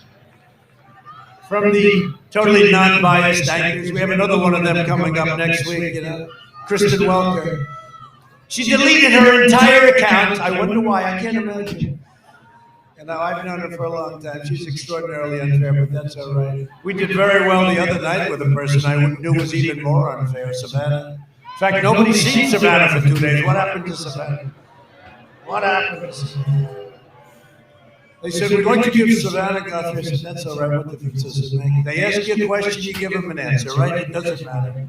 But she was sort of jumping out of her seat. She was like flying for it. She was like, I told you. I said, I don't care what you told me. What does that mean? No, but we actually got 8+ marks on that, but it was very unfair. Then you watch Sleepy Joe get interviewed by George Stephanopoulos, nice guy, but he's a tough guy, and he's tough. I interviewed with him 2 weeks ago. He's tough. He's giving like these lobs, like she's real stressed. No, it's unfair, but you know what? It's so unfair. We're president and they're not, right? That's how unfair. But they want to fund extreme late-term abortion. They want to pack. Well, you got to get out and vote. You got to get out and vote. Got to get out and vote. They want to pack the Supreme Court. You know what that is? They could end up with 16, 19, 20. They want to put far-left judges on the court. They're going to pick people so far left. And you'll end up with far-left justices like we've never had ever before. And our Supreme Court, instead of being what it is now, revered, will end up being nothing. And they want to protect criminals and disarm law-abiding Americans. They want to take away your Second Amendment. If Biden wins the lawless demonstrators in our streets, and you see them all the time, they're Democratic run. I always say Democrat. You know why? Because it sounds worse. They should actually change their name to the Democratic. Democrat sounds lousy, but you know what? That's actually their name. The Democrat Party. Right? The Democrat Party. So I always say Democrat. They say Democratic. I said, why don't you try changing your name officially? But the lawless demonstrators, and they are, they're all Democrat-run cities and states. Almost every single one of them. And they don't want to really take care of it. They don't want to take care of law enforcement. They want to cut. You see what's going on in Seattle? I mean, first of all, the police, who we love, they're all quitting, they're all leaving. And they'd still be occupying Seattle, except they found out that we were going in the morning that they all raised their hands. The reason they raised their hands is we were going in that morning. We're going to take over. Can you believe it? We're going to take over the section, the large section of Seattle that these anarchists had. They're anarchists, that's all they are. But in theory, law and order is right. In theory, we have to be asked. We have to be asked, the federal government has to be asked. But we went into Minneapolis And you know what happened? How long did that take? About 30 minutes? Remember, they formed a line, they formed another line. They were not socially distanced, which is very bad. In fact, they were very close. They had the world's most expensive uniforms on. They had helmets that cost a fortune. There was more computer stuff going on in those helmets. But you know, under the helmets, great brains and tough. And they formed those lines. And then they said, okay, let's go. This is after 2 weeks of destruction in Minneapolis. That's why we're going to win Minnesota for the first time since 1972 Republican. We're going to win. Now, it doesn't hurt that in Minnesota they have Ilhan Omar, who hates our country, who's broken the law, but she's broken the law. Let's see what happens, but she's broken the law. But she hates our country. America, love it or leave it. No, we're gonna win because of what we did with Minneapolis. We saved Minneapolis, and we saved Seattle. I mean, Seattle was going real bad. And you want to know the truth? Sort of saving the whole country, if you really think about it. And that's why we have spirit, the likes of which I don't think any campaign has ever had. That's what's happened. That's what's happened. You know something, I just left Michigan, you know that. Look forward to coming over here, but I just left. And the early voting was going, big. It should go like, it's supposed to go like 70, 80% to the Democrats, and then we come in with the big red wave. It's going to be a wave like nobody's ever seen. Because our people want to get out and vote. So they'll start big heavy when it gets, the early voting, but especially on that November 3rd day, we're going to be swamping it. But here's what happened. And this is early, so this is early, but, still hundreds of thousands of votes. Here's what happened. So we're supposed to be down, big, and then we catch it like a racehorse. A racehorse secretary would start off on the ball. Well, that was what was supposed to sort of happen, and then you see what happens in the end. And I think we win, right? But something strange has happened in Michigan. We brought back many car plants, many, they hadn't brought back a plant. I think it's 42 years.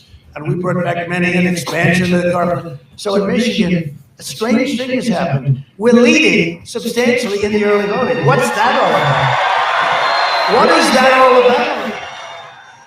Because something's happening out there. Look at take a look at this graph. You can't see it as far as the eye can see. People. As far as the eye can see. This election day, the people of Wisconsin, and you know what? We win Wisconsin. We win the whole ball game.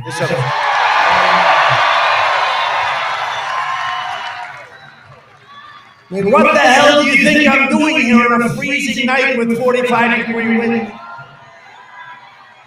What do you think I'm doing this for my health? I'm not doing this for my health.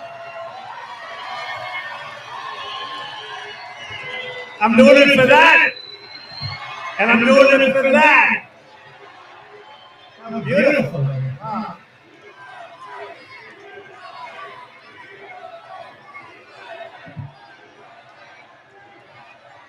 Thank you. Thank you very much. Thank you. But this election day, the people of Wisconsin must stop these anti-American radicals by issuing Sleepy Joe Biden. He has no clue anyway. Look, let's not kid ourselves. He's shot. Okay, I don't know. Think of it. Because this puts pressure on you. I am running against, perhaps in the history of presidential politics, the worst candidate. Obama wouldn't even endorse him. They ran together, they were together. And then even after we won, I didn't think Obama. It took so long, right? And now I heard that today they said, sir, what? Well, we have a little problem. What? Obama's going to campaign for him. I said, well, that's good news. He campaigned harder than Hillary Clinton did for Hillary. And it just made us stronger. I want him to campaign so much. I want him to campaign, because we're going to do even better. But it is true. By issuing Joe Biden a tremendous defeat at the ballot box. But it's not Joe Biden. Remember this. It's a radical left sick ideology. Okay? An amazing poll just came out. 56% of the American people, Gallup poll, right, say that they're better off today than they were 4 years ago under the Obama-Biden administration. That's a record. That's a record. And think of what we're saying. And by the way, that's a record. 56% of the people. And that's during, and we're rounding the corner. We got the vaccines, all that, but even with that, we're rounding the corner. You'll see it. We're rounding the corner. And we have unbelievable. The vaccines are unbelievable.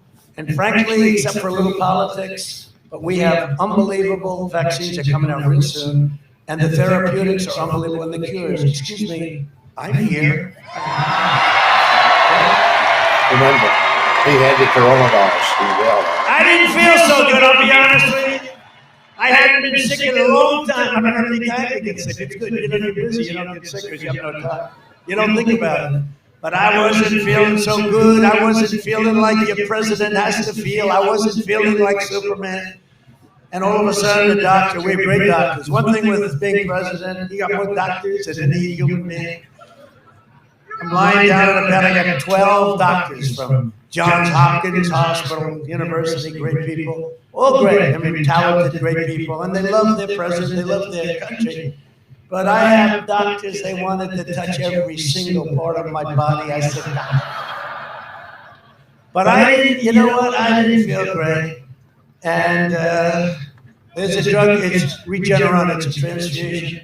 And all I know is the next morning I felt stronger than I wanted to get out there, and I wanted to make new trade deals for your jobs, and I wanted to do a lot of things. We've done a great job, a lot of jobs, just a great job. But the most menacing aspect of the Biden-Harris agenda is their attack of law and order. And I was a big part, you know, I came in and I had your sheriff, and what a great guy, Beth.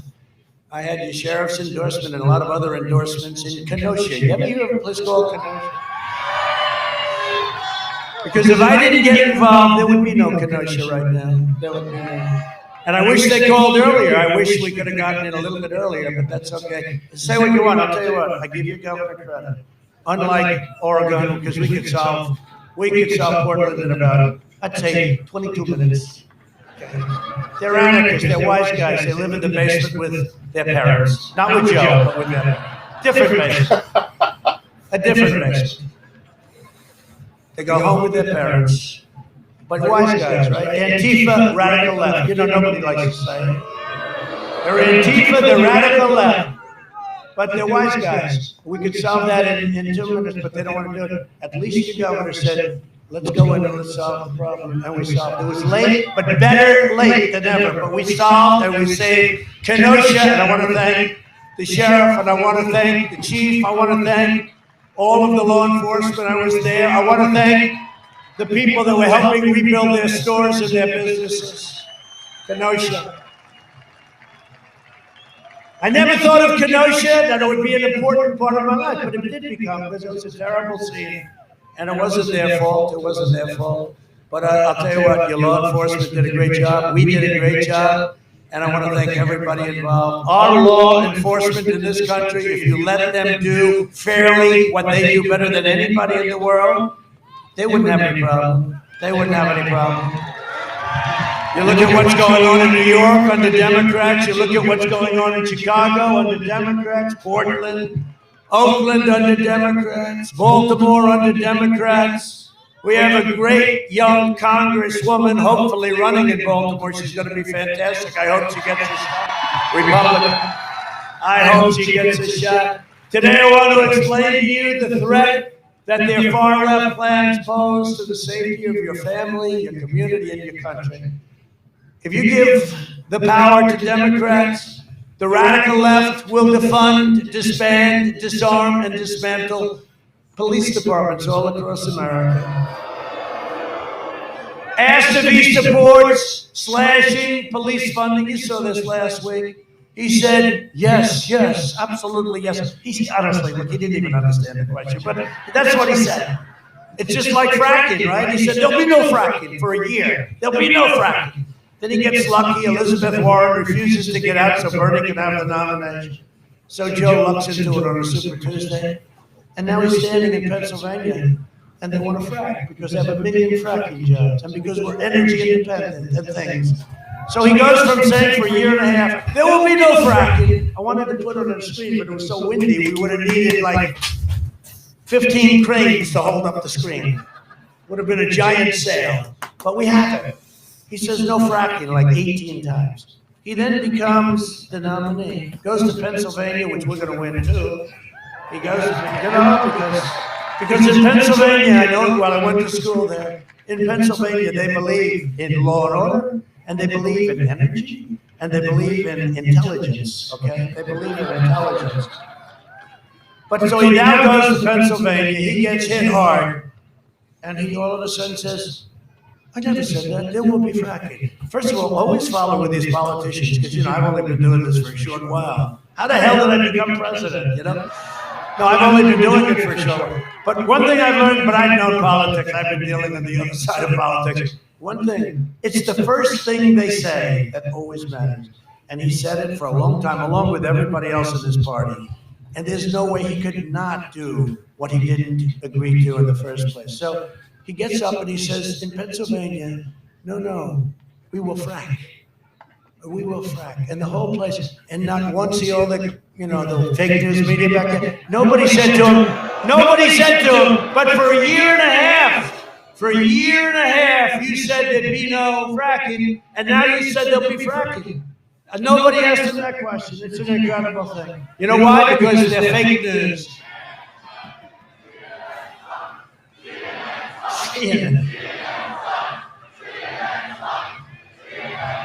Only in Wisconsin did this happen. I know you well. As long as I'm president, we will never defund the police. We will strongly defend our police. And I will always stand with the heroes of law enforcement. No, I think I'm endorsed by every law enforcement group all over the country, beyond the country. I get world endorsements. It's the greatest thing. I said, I never knew I was that militant. And I'm not militant. You know what? I want common sense. I want people to be safe. Right? I want people to be safe. The Biden plan calls for abolishing cash bail. Oh, that's wonderful. You have a murderer. They want to abolish so that people all over. Look at what happened in New York. They abolished cash bail. Your crime went up like 200%. It's terrible. And it's common sense. It's not like you have to be tough or not tough. It's common sense. They're going to release 400,000 criminals onto your streets and into your neighborhoods. If Crazy Joe becomes president, it's not even easy anymore.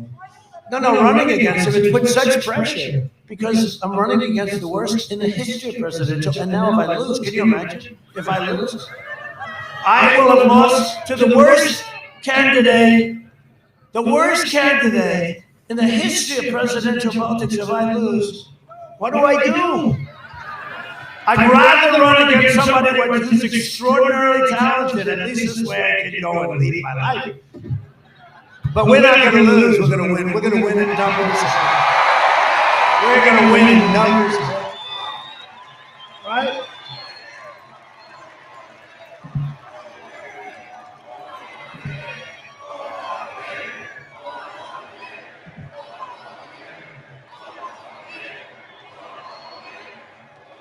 Now, that's why I can't lose. That might be the second most important. You know what the first most important is? Because we're going to make America greater than ever before. That's what their plan also includes disarming law-abiding citizens, namely taking away your Second Amendment. Think of it. While turning the entire country into one giant sanctuary for criminals, illegal aliens, including those charged with rape, assault, murder, killing. For the wall is almost built. I am very proud of that because any guy, being a developer, you just learn how to do it. But we had an entire very powerful party. That's all they have. They have two things. They have a very powerful Democrat Party that always sticks together. They don't have any of these rebels that we have in the Republican Party. I call them stupid people. I call them stupid people because they play right into the hands. But the Democrats really don't have that. They have two things. They stick together like you've never seen. They are smart and they're vicious. Like, let's impeach him even though he did nothing wrong. They're vicious. They're vicious. Now, what we have is we have much better policies, like how about we want a strong border? They don't want to have a border. They want to have open borders, right? We don't want sanctuary cities. We don't want to protect criminals. We want jobs. We want low taxes. You know, we have a lot of good things, but I told the Republicans all the time, a lot of people say have a lot of influence over the party. You say you got to get tougher. You got to get, you know, only fairer, but you got to get meaner, but you got to get tougher because they play a tougher game. But we have these rebels and all, you know, they think they're hot stuff. By the way, they usually end up outside of politics in a very short time. We make sure of that. For the entire summer, Biden was silent as radicals, anarchists, arsonists, and vandals rampaged through Democrat-run cities in Minneapolis, Chicago, New York, Seattle, Portland, and other places. Biden called them peaceful protesters. Remember the guy on CNN? He's standing there and he's saying, "This is a peaceful." His hand is shaking. This is a peaceful. I have no idea. It's Ali Belcher. You're going to have a really good Ali Belcher. Shaved head, right? Shaved head. I'm thinking about doing that. That way I don't have to worry about that. I don't have to worry. You shaved? No, he shaved it all up. He didn't have to worry about it. How does it look, darling? How does it look, First Lady? How does it, darling? You're the most handsome president. I said, First Lady, am I the most handsome president ever? Yes, absolutely. I said, who could top me? Well, she said, well, JFK was good looking, but nothing like you. Nothing like you, darling.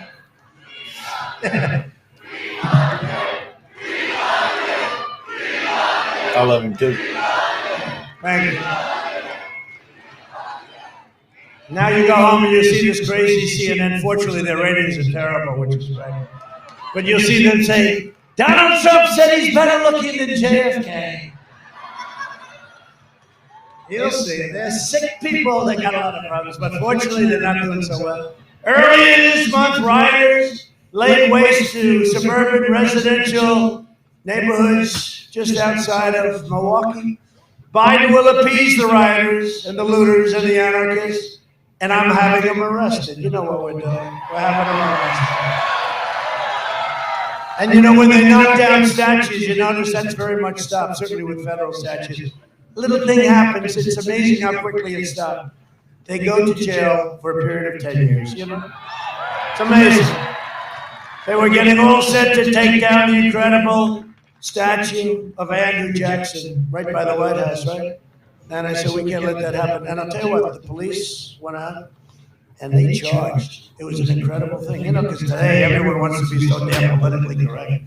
The police are afraid if they touch somebody or speak to somebody rudely, they'll be destroyed, their pension will be gone, their family will be gone. No, we got to protect our police. We got to take care. They're going to be fair, and you're going to have problems, and you're going to have mistakes, and people will choke. You know, they'll choke and have a decision to make. They have a quarter of a second sometimes to make, and you'll have some bad cops, and we got to do something about those bad cops, and that happens.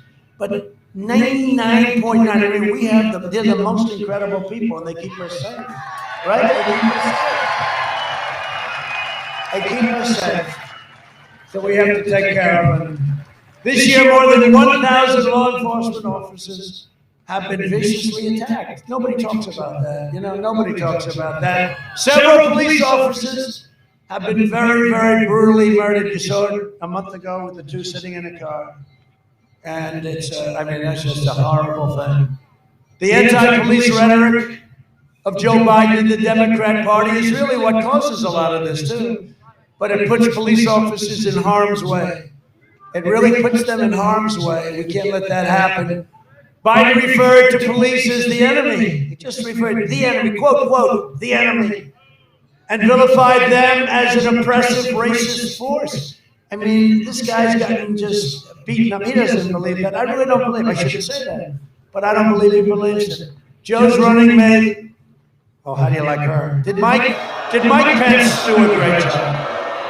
Did our great vice president do a great job? Never let you down. It was just too easy. I said, Mike, that was just too easy. That's not. Oh, she was just terrible. She was terrible. I mean, I couldn't believe he picked her, and I've said it a lot. She treated him worse than any of them. 27 candidates, right? 27 for this job. I could tell him, it's not that easy. Well, don't forget, we have done more than any administration in the first 3.5 years in the history of our country. We've rebuilt our military. We've cut more regulation than any other administration by a factor of a lot. And we all did this. We have more federal judges by the end of the first term than any other administration. In fact, percentage-wise, the only one that has more, there's only one president that has more percentage-wise, not the number, because we'll have 300, maybe even more than that by the end of the first term. But there's only one president that has a higher percentage than I have. You know what that is? George Washington. Give him a hat. Give him a Make America Great Again. We'll say Make America Great Again hat. Again. We made it great again, and now we're going to make it great again because we had to close it up, save 2 million lives, and now we're opening it up, and we're doing record numbers, and you'll hear. Joe's running mate in America's most liberal senator, Kamala Harris, recently urged their supporters to donate to a fund that bailed out the rioters and did so much harm and even physical damage to people, but damage in Minneapolis. And they wanted to bail him out of jail, and she was heading up a group to get him out of jail, and including a really bad attempted cop killer. He attempted killing a policeman. 13 members of Biden's staff donated to the same fund. You know, by the way, they're talking about fundraising, right? I'm good at fundraising. I could be the greatest fundraiser in history. I'm the president of the United States. I'm like a really smart guy like you are. But I'll tell you what, think of this. If I wanted to pick up a phone and call Wall Street, say the big firm, say, yeah, I got to raise X dollars, they'll do it everyone. I mean, it's so easy. It's so easy. I could have more money. The problem is, if you do that, what happens is when they call you in 2 months, 3 months, 4 months because they need something, you got to take their call and you got to do it. So Biden is raising a lot of money because they're promising all these things to all these people. Now, I have a much better platform because I am the president, right? I could raise money, and then the fake news goes out and says, you know what, we're doing great. We're doing great in the small donors. The small donors, like $61 a piece and stuff. But I could raise more money than anybody in the history of politics. But I don't want to call these people and say, do me a favor, the head of Goldman Sachs. I don't want to say, do me a favor, all these people. Nobody could ever raise money like me. I just don't want to do it because it puts us all, meaning us. I did this for us, not for me. Believe me, I didn't do it for me. I lost a fortune. This job is supposed to be billions of dollars. Billions. They don't like to say that. Billions of dollars. And yet if a man from Kuwait comes up and stays at one of my hotels for $259.13, takes a room. Next day, Trump takes Arab as a guest in one of the hotels. I did billions I lost, and that's okay because I'm doing something that's the most important thing I've ever done. I don't care. There are a lot of rich people around. What the hell difference is that? But I lost billions. You know, I never talk about it. They never talk about it. So I get paid, I guess, $450,000, and I give up my salary. I don't get it. You don't read that. You don't read it because you know what? It's not good for them to say that. And I don't talk about it, but tonight I'll talk about it. So I get the highest salary because you're the president, and I give it up. I don't take it. So that's nice. But I would say it cost me $2, $3, maybe more $billion. And all the work, I have good kids. They don't do jobs. They don't do, I don't say you get, can you imagine if they wanted to go to the Middle East and do jobs all over the place?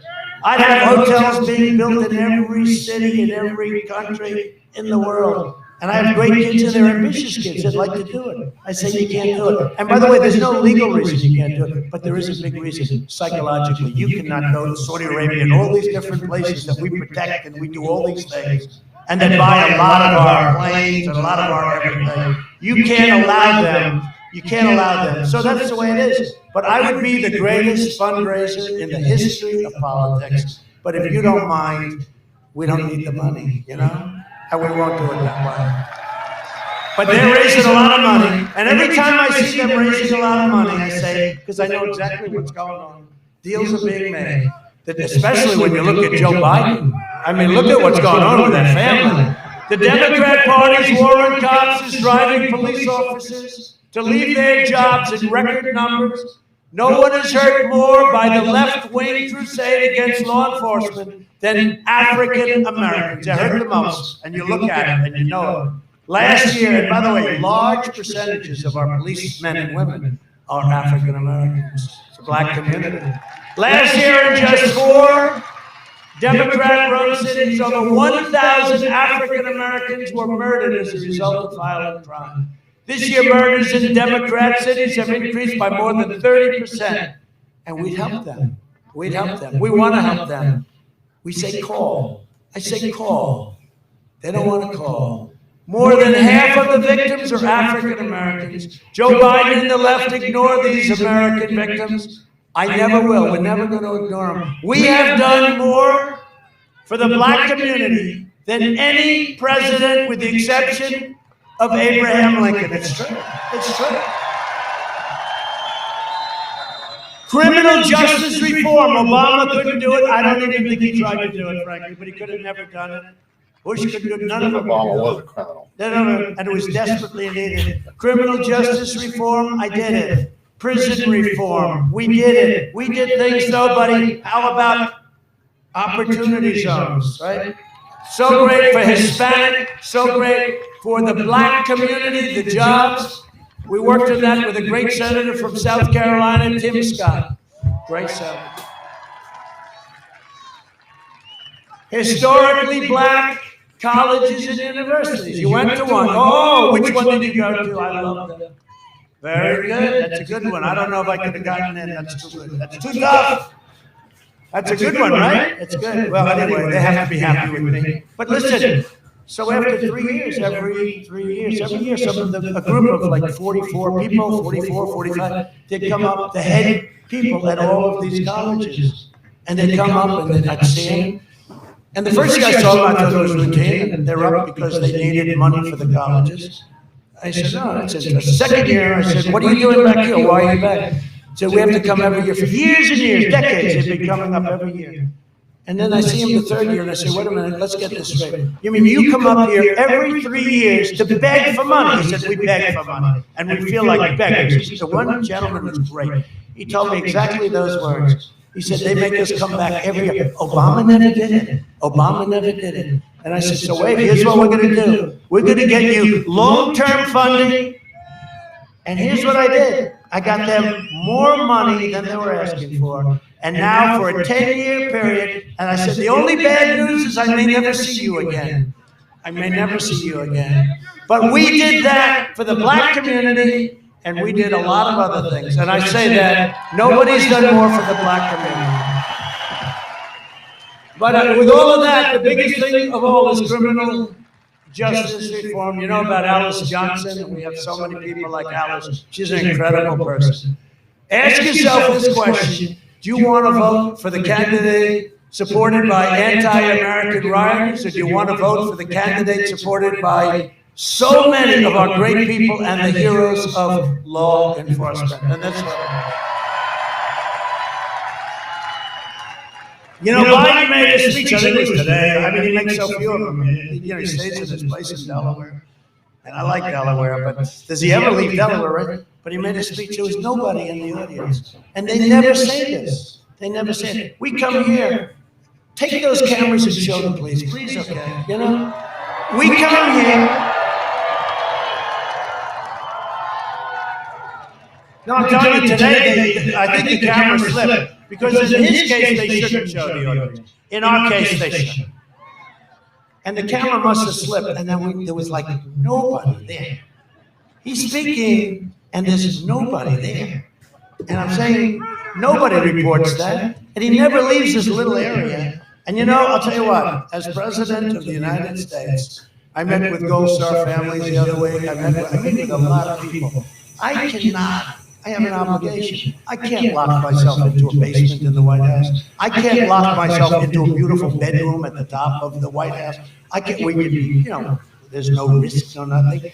I'm the president of the United States. And I would often say, I meet people, and these are incredible, like the Gold Star families. They lost sons and daughters, husbands in Iraq, and Afghanistan, and other places. And I can't say I want to cancel the meeting.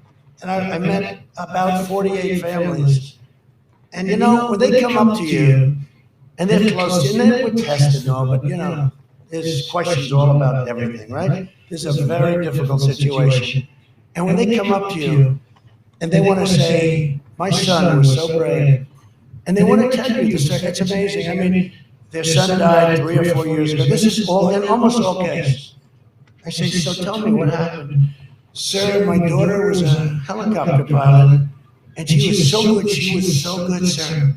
And she was shot down, sir, in Iraq. And then they tell me what happened and how brave and how great. And I can't say, do me a favor, stand. You just can't do that. And I say, every time I meet with groups of people, it's not all like that. It's also other people, and you meet with judges. But I can't cancel, like cancel culture. You know, they want to cancel everything, right? I can't cancel these people. I have to take care of our people. And every time I do it, I say, you know, it's risky. And sure as hell, I caught it. And now I guess they say I'm immune, so you can. I'm immune. And I got better fast. I can now jump into the audience and give you all a big kiss, the women and the men. I'll even kiss the men. I'll kiss those big, powerful men down there. I won't love it, but I'll kiss. Anyway, so no, it's you know, it's an incredible thing, but I have an obligation. I can't say, somebody says, why did you do this? Why did you do that? I said, because these meetings are so important to people, and you're the president, and I can't do that. And what happened, and I always said, I said, boy, that's risky, probably, I guess, but you know, whatever it is. And really, I got really well taken care of. And I really believe that this therapeutic or this cure was incredible. And you know, we're going to make what I had available to everybody, free. It's incredible. The antibody. I think the antibody is the best thing. We're going to make it free. So, you know, it's been incredible what we've been able to do. If you support our police, if you stand with the heroes of law enforcement, then you must defeat the Democrats on November 3rd. You have to do it. You have to do it. And by the way, you know, I hate to say it. I got a little briefing. I've been here before, you know, but I got a little briefing of the area. You know, this is a Democrat area, but it's a Democrat area that really likes Trump a lot. And a lot of us are really great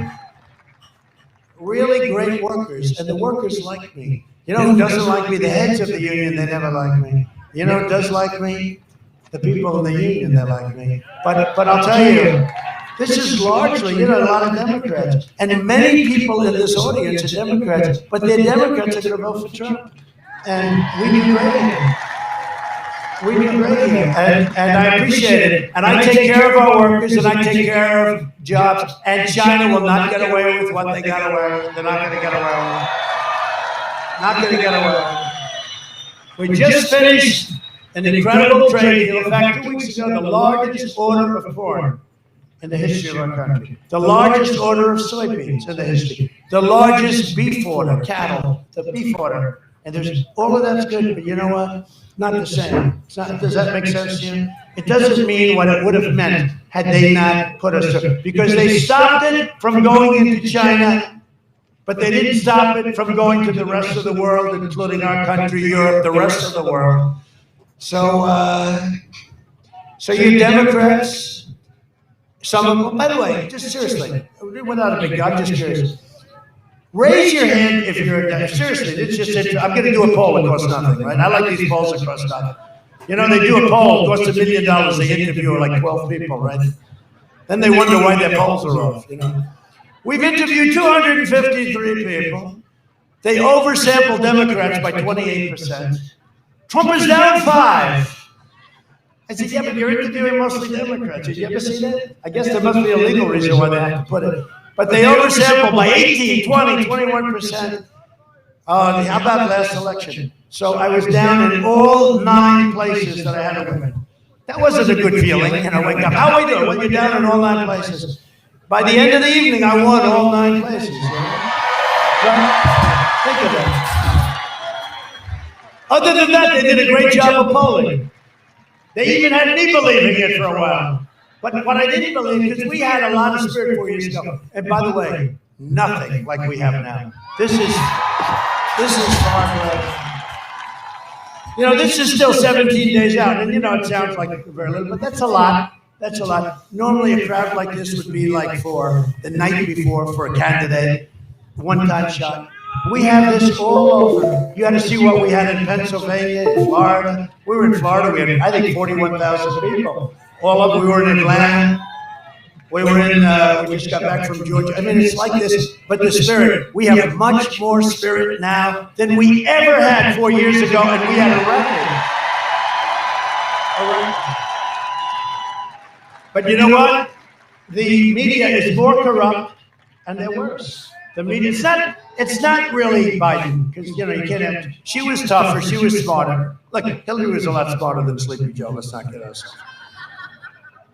She was a better candidate. Well, I don't know. Look, you know, we'll see how it all turns out, right? What's a better candidate? It's a better. But she was much sharper. She was much smarter. But it's not that. The media has become crazed, and the big tech companies have become crazed.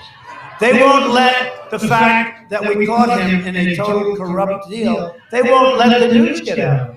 They won't let, and in all fairness to Fox, I have my own problems with Fox, but at least Fox is letting it out. And I'll tell you who's incredible.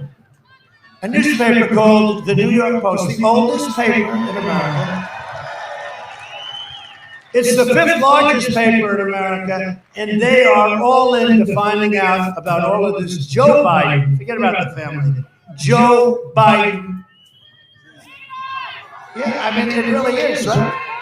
It's really corruption, but it's Joe Biden corruption. So we're thrilled to be here with some incredible people, and you're going to be joined by a man, and I mean this to it. You know, I say, oh, everybody's wonderful, and then half the time you can't stand them, but you got to say. But this guy is wonderful. He's one of the smartest people in the Senate. A lot of people don't know that. See, I know that because I do a lot of very complex things. And there aren't a lot of people that understand, but he understands. And nobody understands finance better. But now what he's doing on, he's the chairman of Homeland Security. What he's doing on corruption is unbelievable. And I am very proud of your state for a lot of reasons, but one of the reasons is that you have a senator named Ron Johnson. Where is Ron? Come here. Come here, Ron. Would you get him up, please? Get him up. Come on, Ron. I got him. He deserves it. He deserves it. Come on, Ron.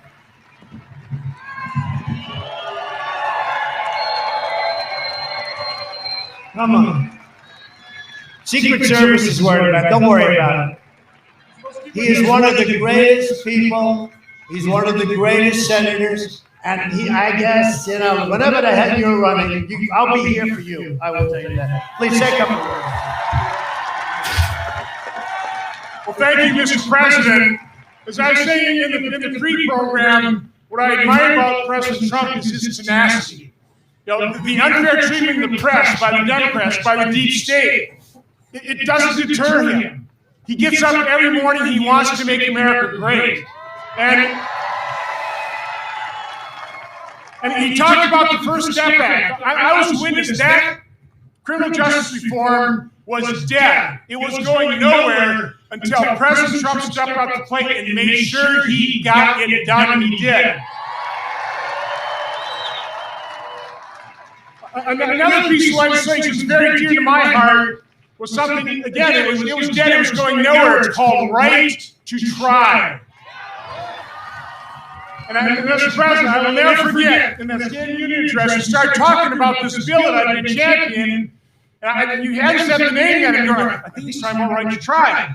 And all of a sudden he goes, we have to pass Right to Try. And I don't know if you saw me spring up like a jack in the box. But again, that is President Trump's leadership. He doesn't get credit for it.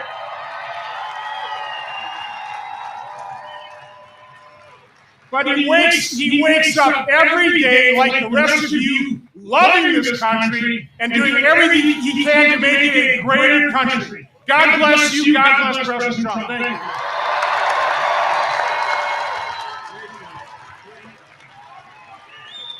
He's a great guy. Don't lose him. Ron, what are you up next year? Next time, 2 years? Don't lose him. I'll be here, Ron. I'll be fighting for you. No, he's really a great guy. I'm glad you came up, and I'm glad to have you here, Ron. And really, we're very proud of you. We have some warriors with us and people that have been with us through the fake impeachment hoax. That was one of the great hoaxes. And don't forget, we have done, and Ron understands that better than maybe anybody, we've done more in 3.5 years than any administration, first 3.5 years, than any administration in the history. He mentions right to try. That's where a person is terminally ill, and they can't get a medicine that looks real good, but it hasn't been approved because it has to go through this long process, which we've cut in half, by the way. But they can't get it. So now they sign a document. And, you know, it's very complicated, but not for me. It wasn't complicated. I said, you take the liability away. But we had problems with the insurance companies because they didn't want. We had problems with everybody, including the country. They didn't want to get sued. So people would go all over the world if they had some money. If they didn't have money, they'd go home and they just died. And now if we have something that may work, but it's 2 years away, 3 years away, they signed just a quick waiver. And we've had right to try. And Ron, I don't know if you know the success rate. It's been unbelievable, the number of people. This isn't just trying. We have kept people alive and healthy and well and fully recovered. You know, but it's a very great thing. And I could never understand it because for years I said, why wouldn't they give somebody who's terminally ill the drug? And because they say, we don't want to get sued because they get sued, you know, the family will sue or something happens. I mean, I understand it all, but we got it done. They signed a waiver. We got it done, and the effects. And you know what else happened? Side effect that nobody thought too much about. These companies that are trying to prove that their drug works. I'll tell you, if it works there, it works everywhere. It's incredible, and they're able to speed it up. Where they speed them up, because we've had some unbelievable stories. One in particular that I know, a young lady who spoke at the National Convention, Republican National Convention. But the success rate has been incredible. So I want to thank you for that. You're right. You're one of the real authors of it. We want to also thank Glenn Grothman. Glenn has been incredible. He's been from the beginning by me, and I want to thank you, Glenn, for what you've done. A young, beautiful gentleman, Brian Style. Hi, Brian. What a job he's doing. What a job. This is your deal over here, right? This is good. This is it. Keep him happy, I'll tell you. It's a big future. Thank you very much for being here. And everybody knows Darren LaHood. Darren, thank you. Great job. Warriors. Warriors. You really are. You're all great. Wisconsin. You produce some good in Wisconsin. What can I tell you? The Wisconsin GOP chairman, Andrew Hitt. Where is Andrew? Thank you, Andrew. How are we doing, Andrew? Going to win this? We've got to win it. We got to win it. By the way, I wanted to ask before Ron Johnson interrupted me. So who is a Republican here? Just raise your hand. Okay, it's a lot. Seriously, don't worry about your hand. We all love you. Who is a Democrat here?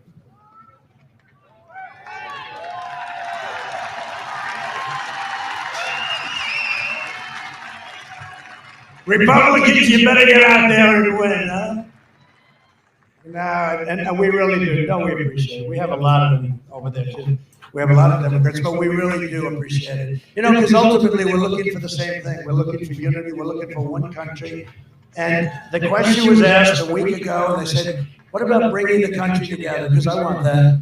And I said, we were there. Before the China virus hit us, we were there. And we were getting calls because the success was bringing us together as a country. We had the greatest employment numbers. We had the greatest African American, Hispanic American, Asian American, women, people with a diploma, people without a diploma, people that graduated first in their class at MIT, everybody. Everybody was, we had 160 million people working. We never had anything like it. And I'm telling you, I bet it was true with you guys, we were getting calls from people that you would least suspect.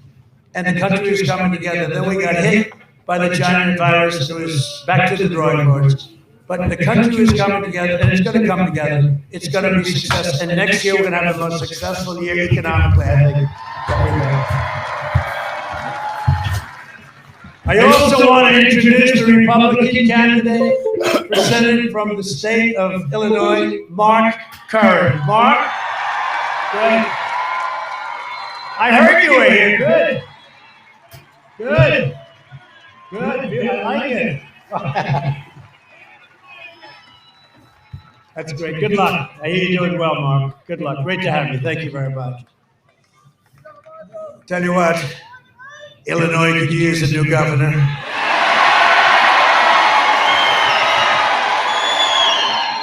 That guy doesn't know what's happening. They got to open up that state. They got to open up that state. Kids have to get back to school. You know, Barron had it, right? They said Barron Trump, my boy, my very tall young boy, he's very tall. But Barron Trump had it, and they said, sir, he tested positive. And like about 9 seconds later, how's Barron doing? Oh, he's all better. No, young people, you know, they have, we hate to admit it, they have a stronger, they're very strong immune system, incredibly strong. We have to get back to school. You watch what happens. On November 4th, they'll all say, all right, now everybody, they're only doing this for politics. I really believe that. Because they want the numbers to look as bad as possible. So whether it's your state or whether it's an Illinois or whether it's New York or whether it's Michigan. Hey, we won the case in Michigan. The courts have now forced it. They said it was unconstitutional. Watch the result. The only person in the whole state that was allowed to have fun and go bowling and play tennis and do whatever he wanted was the governor's husband, right? Her husband was free to do whatever he wanted, but other than that, it was like a prison she was operating. This election is a choice between a Trump super recovery and a Biden depression. And you know, they're going to raise your taxes substantially, like quadruple. There's the only candidate, you know, all my life I've been involved in politics, never from this side, but, you know, a few years ago I said, let's give it a shot. But I've always been around. This is the only time in my life, you know, I always heard it was good to cut taxes. I said, how do you say we're giving a massive tax increase to everybody? And it's everybody. Because, you know, you're getting thousands of dollars a year from my tax cut. We gave the biggest tax cut in history. And he wants to end the Trump tax cut. Now he said, well, I won't do that. Same thing like fracking, you know, going to frack. Okay, he just changed his mind. But he wants to end it. And don't forget child tax credit. That's $1,000 for every child. So he's going to end all that. So he was going to end. We're going to end. He didn't realize that the middle-income people are getting a tremendous tax cut. And if you add energy to it, because they'll drive energy through the roof, you know, they want to end fossil fuel. They're going to end fracking. 100% they're going to end fracking. I mean, this guy goes about, we're going to end fracking for a year and a half. Then he lucks out, gets the nomination because Pocahontas refused to do what she should have done if she believes really in his philosophy of being a socialist, right? And he gets it. And as soon as he gets it, he says, no, we're going to frack. It's the craziest thing I've ever seen. But if you add energy to it, right, you add energy, we're talking about $6,000, $7,000, $8,000 a family. That's a tremendous amount. There's never been anything like that. So if you vote for me, you'll have the greatest. If he gets in, he's going to raise your taxes like crazy. If he gets in, and it's not him again, it's his people that tell him what to do. If he gets in, you have the greatest depression in the history of this country. Your stocks will go to hell. Everyone thinks stocks, oh, it's rich people. Everybody owns stocks. Your 401ks. Who has a 401k? That's a lot of people. Okay. Are you practically at your all-time high?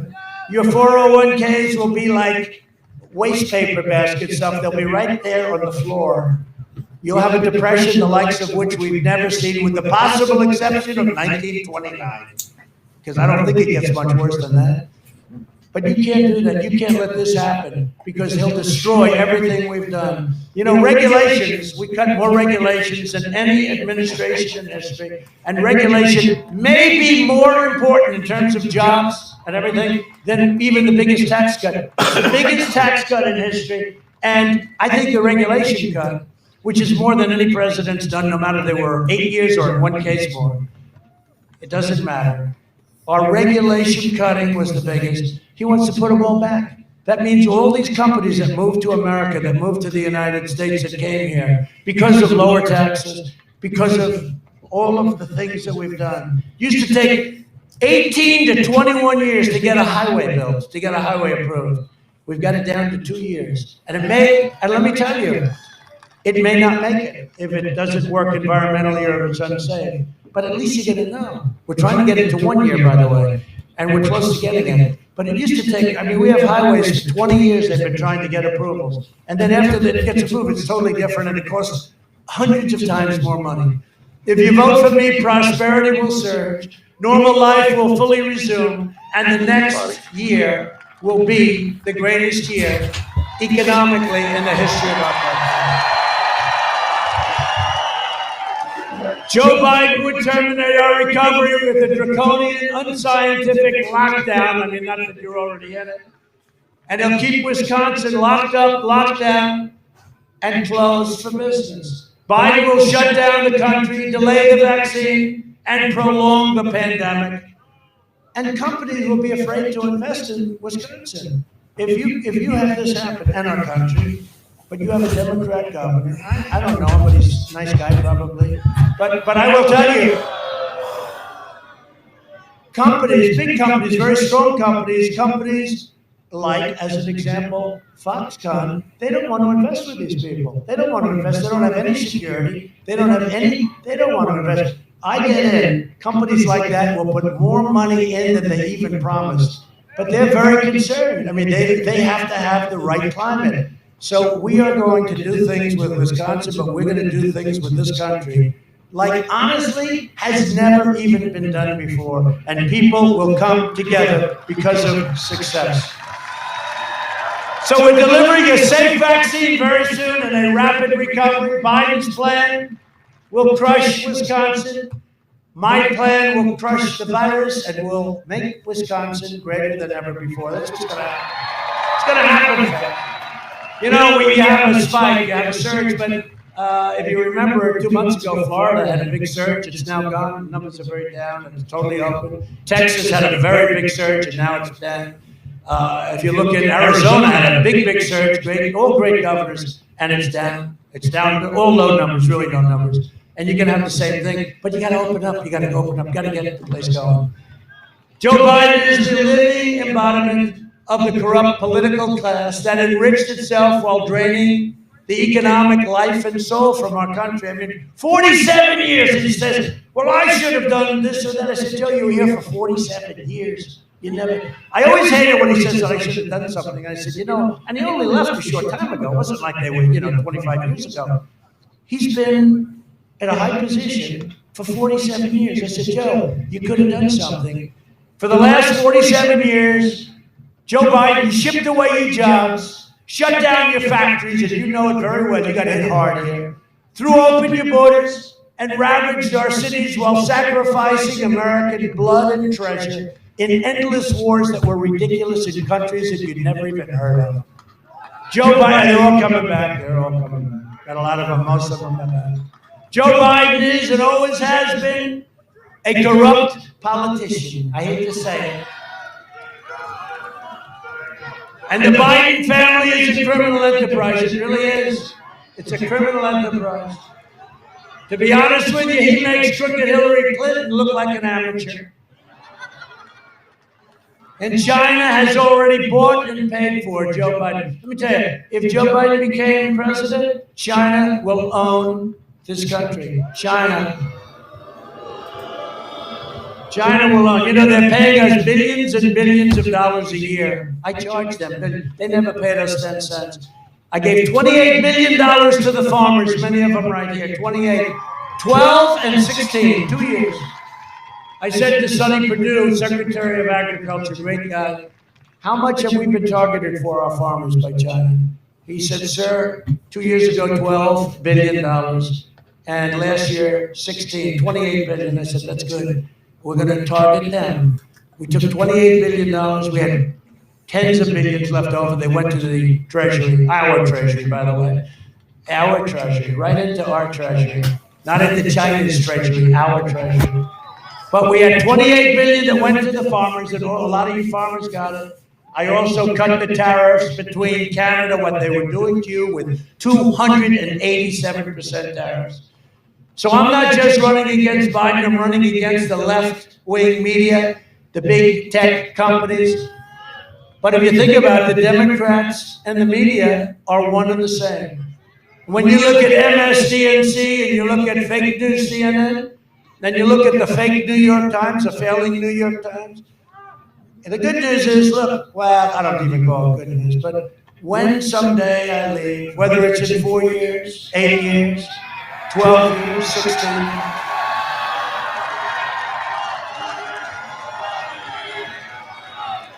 now the story tomorrow will be with the fake news.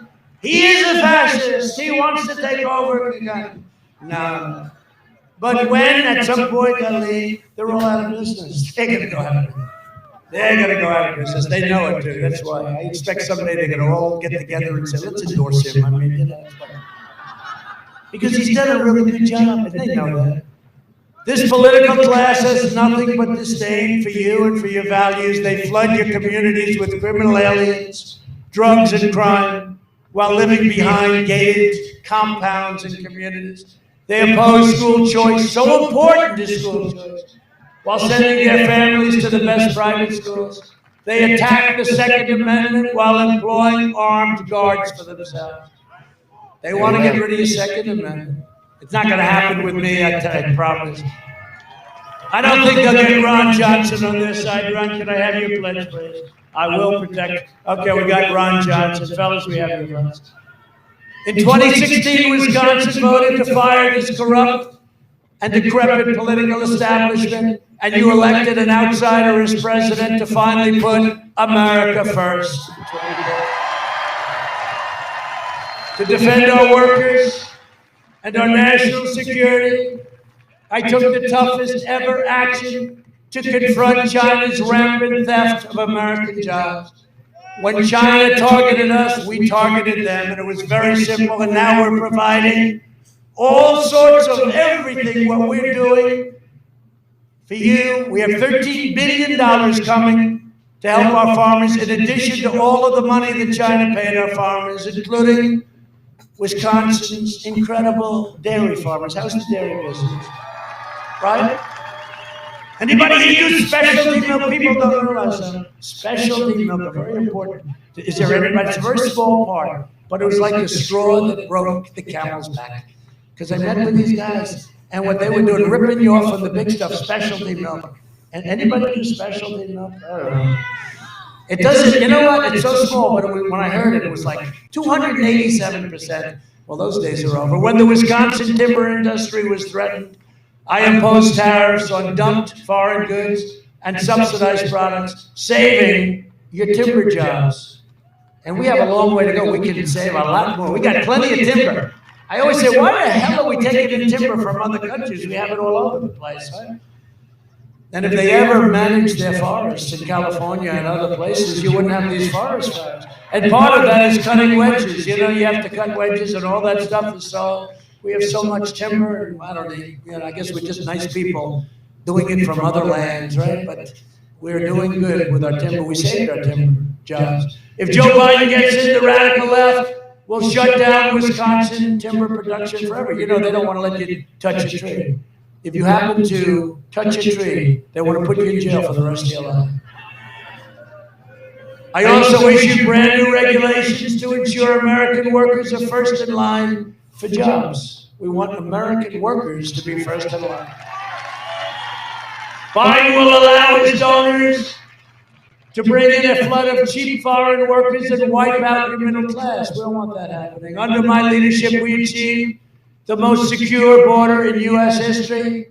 Our southern border is so secure. That wall, we're doing 10 miles a week, and we'll be hitting over 400 miles within a period of a couple of weeks. And it'll be finished very soon. And by the way, Mexico is paying for the wall. You know, they keep saying. So finally they said, well, all right, he's built the wall. Let's not talk about the wall anymore. So now whenever they go, but Mexico's not. No, Mexico is bad. We're putting a charge at the border and Mexico's paying us for the wall. But Mexico's been great to us because they have 27,000 soldiers all along our southern border. And I want to thank the president of Mexico, who happens to be a great guy. And they do have a big COVID problem. This is a good time to have a wall because, we have that wall and it is not penetrable. It is just not. Remember they used to talk about, we don't need a wall, that's obsolete, right? They wanted drones, little drones flying all over. You know what the drones would be good at? With cameras on them, so that we could watch all the people pouring into our country.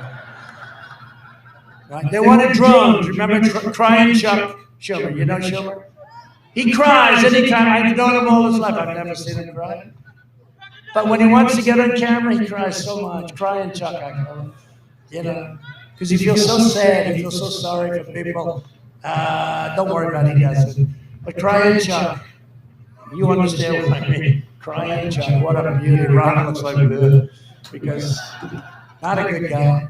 But Crying Chuck was talking about walls are obsolete. I said, walls are obsolete. And he said, no, we need technology, drones. I said, drones aren't going to help you. They're nice. We have all sorts of attachments to the wall. This wall is technologically very advanced. And drones are fine, but you got to have a wall. And then I said to a group of people, and they thought it was sort of cool, you do a computer today, you do a chip, you do anything today, it's obsolete in about 19 minutes, right? We've just developed a new computer, it's the greatest thing ever. 3 weeks later, somebody does a better one, right? It's a horrible business. That's why I like real estate. You buy a good piece of land that's good. I like it better. Simpler, right? But you know what? Everything's obsolete like in 15 minutes, except for two things, and you know what that is. I've been telling you. A wheel and a wall. In 1,000 years, you'll come back. And the only two things that you'll have that are very modern will be a wheel and a wall. Look at the wall they built over there. They took trucks and they put them together. Because they don't want any criminals coming in here. So that's a wall. If they had a drone circling up there, or a great Secret Service, I think our Secret Service would be, who are the bad guys and who are the good guys? Look at that, they built a wall. That wall took them about 12 minutes. But the two things are a wheel and a wall. Everything else is going to be obsolete in about 12 minutes. Stop it. In the last 3 years, we've arrested over 500,000 criminal aliens, including those charged with murder, assault, sex offenses. We have over 6,000 murderers that ICE has apprehended in our great border patrol, and we owe them a debt of gratitude. Think of that. Think of that. 6,000 murderers we took off the streets. In some cases, they're so bad we didn't even want to give them. We have to take, I don't want to pay for them for the next long period of time. Frankly, if it was up to me, I'm a person that believes in the death penalty, but what are you going to do? So controversial. So we'll end up keeping them for 50 years. We'll end up feeding them for 50 years. But look, let me just tell you, we have what the job that ICE does and Border Patrol. And like this guy's a tough guy. You don't want the job. You don't want it. You don't want it. There's a couple of guys could probably, maybe you'd be good at it. Looks pretty tough. You gotta be tough. These guys, the ICE guys, you'll see these killers from the MS-13. They're total killers. Sit down, folks. You just relax. They're so excited. They won't sit down. Just sit down. But you get these killers. They'll be standing up in about 2 seconds. Well, that's a compliment, right? It should be a compliment, right? It's very nice. I appreciate it. But relax. Relax. What the hell else do we have to do tonight? The fact is, does anybody have a better time than at a Trump rally? Right? But we don't call it a rally. We call it a friendly protest because legally, if I call it a friendly protest, you're allowed to be here. If you call it a rally, you're entitled to 2 people or something. So we said, let's call it a protest. So everybody raise your hand. This is a protest, right? That's actually true. Under the Biden administration, these criminals would be set free. Under the Trump administration, these criminals are put in jail or they're sent home. We can't do this. And by the way, the MS-13 gang members are the worst anywhere in the world. They don't even want, right? They don't even, I hope you didn't come into contact with one. No? You know too much about them. I don't know. I'm worried about you. Stand up. I'm worried about you. What the hell do you know so much about MS-13? Look at that guy. Oh, you're not. Is he with you? You know, can I be honest with you? He's with you. You have no problem. You got no problem. Thank you. Thank you both very much. That's great. Great. But the MS-13, they're killers. They're horrible people. And these people go in and they go where they call them a nest, where they'll be standing. They just run in and start swinging and fighting. And they always come out on top. And you know what? There aren't a lot of people that would be good at that job. And we have to respect those people that protect us like this. Immigration security is national security. Remember that. And we have to have borders. A nation without borders is not a nation. We don't have a nation. So on behalf of the United States, I'd like to extend my really sincere condolences to a friend of mine, President Macron of France, where they had just yesterday a vicious Islamic terrorist attack, beheading an innocent teacher near Paris, beheading. A horrible thing, and they've apprehended 9 people, who knows. But we've been very strong on radical Islamic terrorism, and we do have a ban. People said, oh, that's such a terrible thing. Remember I put the ban on? And then we got sued, and we lost, and then we won in the United States Supreme Court. We've also invested, and France is having a hard time, and Macron's a great guy, and I just want to say whatever we can do. We've also invested $2.5 trillion, with a T, $trillion in the U.S. military, which was totally depleted 1 week ago, including major contracts to build new warships that save the historic shipyard right here in Marinette Marine in Wisconsin. We gave you billions of dollars. A lot of states wanted that contract. I gave it to you. And I came to Marinette about 3 months ago, and they do a great job. But a lot of people wanted it. A lot of states wanted it. And it's okay. I'm going to lose those states, but that's all right. Just remember that, Wisconsin. But we gave it. It's a lot of jobs. It's actually a very big contract. It gets bigger. But they do fantastic work. I looked at what they were doing. Incredible, talented people. And you would have lost that shipyard. That's a big yard. You would have lost it. But we saved it, and we've done plenty. We launched the first new branch of the U.S. Armed Forces in nearly 75 years, the Space Force. And I withdrew from the last administration's disastrous $150 billion for nothing, plus $1.8 billion in cash, Iran nuclear deal. And if and when we win, the first call I'm going to get is from the head of Iran, and he's going to say, let's make a deal. You know, Ron, their economy, their GDP went down 27%. They're dying to make a deal. I said, look, you want to really see the election, because you're not going to be in a position. You got to see the election. The first call I get will be them, and then I'll tell you the other calls, but I better not, because I'm going to just make the deal harder if I do. But plenty of other nations are going to be calling, because they're going to want to make deals. I recognize the true capital of Israel and opened the American embassy in Jerusalem. And I also recognize this. By the way, every president, for many presidents, right? Every single president said they were going to do that. And you went back, how many presidents? Many decades. And they all said they were going to do it, and they never did it. Because I'll tell you what, it wasn't easy. Once they got to office, the pressure put on your president not to do it was incredible. And I told the story. I didn't take phone calls. I got calls from kings and presidents and prime ministers not to do it. Don't do it, sir. Don't do it. We don't want you to do it. You know. And it's going to be horrible to do it, sir. It'll cause problems. Then finally I said, I'll tell you what, who's calling? A king. Who's calling? An emir. Who else is calling? Prime ministers, presidents. In one case, a queen. I was thinking about taking her call, but I said, and I said, no. What are they calling about? They want to talk you out of moving the capital of Israel to Jerusalem. I said, really? It's very important. Okay, tell them that I'm going to call them back on Thursday. I had the press conference on a Tuesday. So I said, tell him I'm coming back on Thursday. I look forward to talking to him. I then announced that we were doing it, and we had Jerusalem as the capital of Israel. And then I called back the heads of all these countries. Yes, King, what can I do for you, President of the United States? Well, I wanted to talk to you about Israel, but it's already been announced. Oh, gee, I wish I got to you a little bit sooner. I'm sorry. No, it's much easier than, what do we need? So I got back to them, they were over disappointed. And you know what, we opened? And it was going to cost anywhere from $1 million to $2 million. And I said to my very talented, who is one of the greatest lawyers in New York, David Friedman, a great lawyer, I said, David, see if you can get a piece of land cheap, or at least that we already own, because they want to spend $2 billion to build this thing. I said, we can do it cheaper. Calls me back 2 days later, sir, we have a piece of land with a building on it. I think we can renovate it for $350,000, and it'll be nicer than the one they want to build. So we did it for $350,000. I actually, first time in my life, I said, David, I've never said this before. It sounds too cheap. Make it $500,000.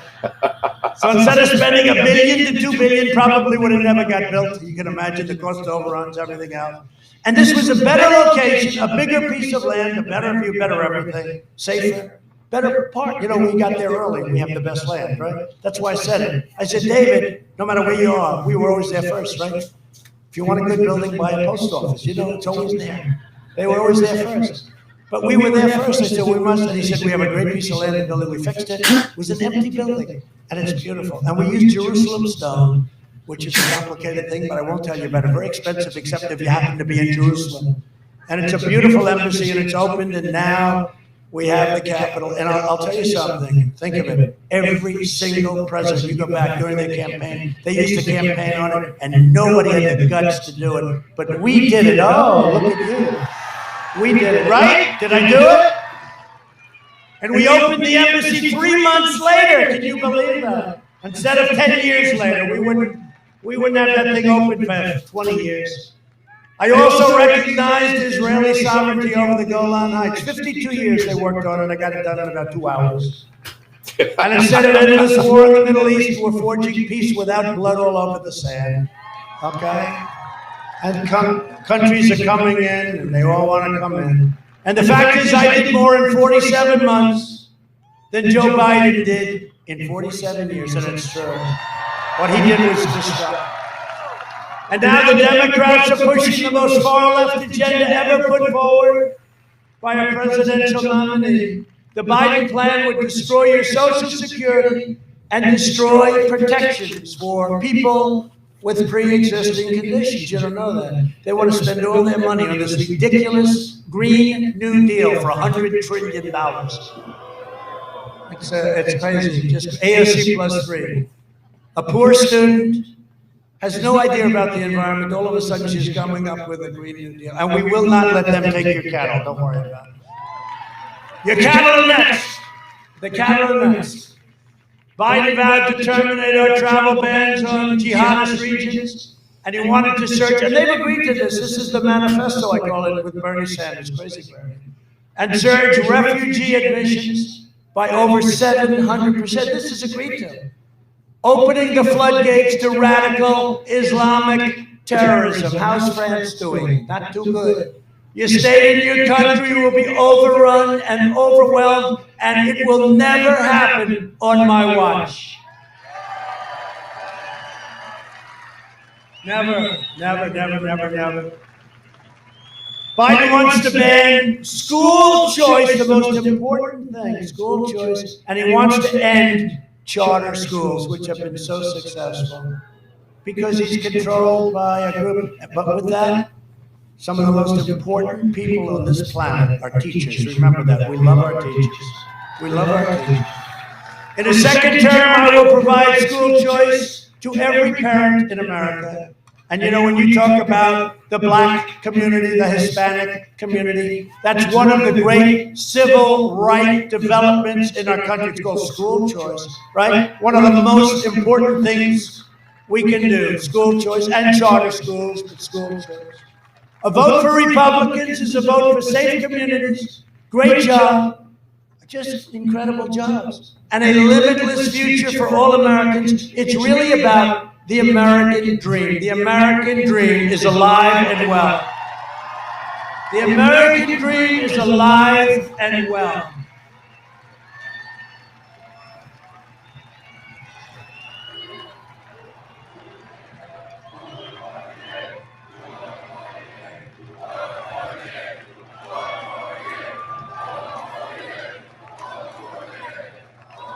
Thank you.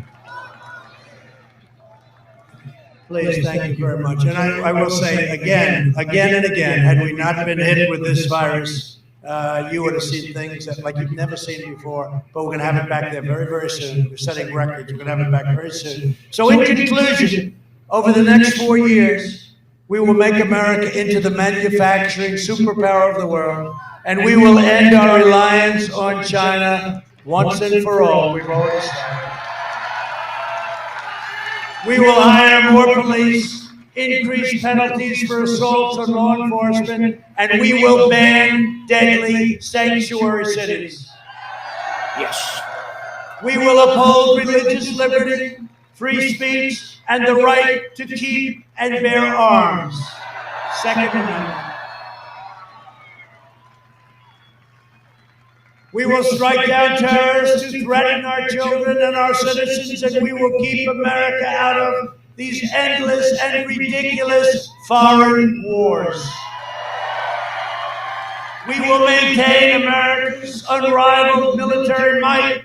We have the greatest military now in the world. When I took over 3.5 years ago, you know, in the military, our planes were old, everything was old. Our missiles, our rockets, our nuclear wasn't in the condition it had to be in. You never want to use it.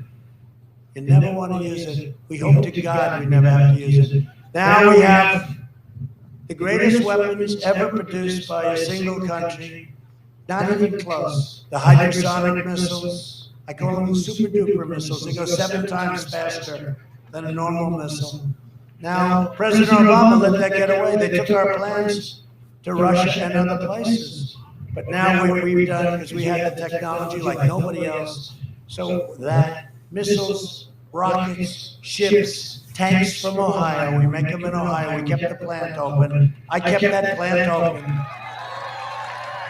Lima, I kept the plant open. I said, you can't close this plant. The plan was to close it. I said, you can't. We make it's the only place in the country. I visited, went to Ohio with Jim Jordan, a great guy. I visited, and I saw the people, and I saw the technology and the complexity. I said, you'll never be able to build it. You'll never be able to reproduce it. Anyway, we kept it open, and now it's working 24 hours around the clock.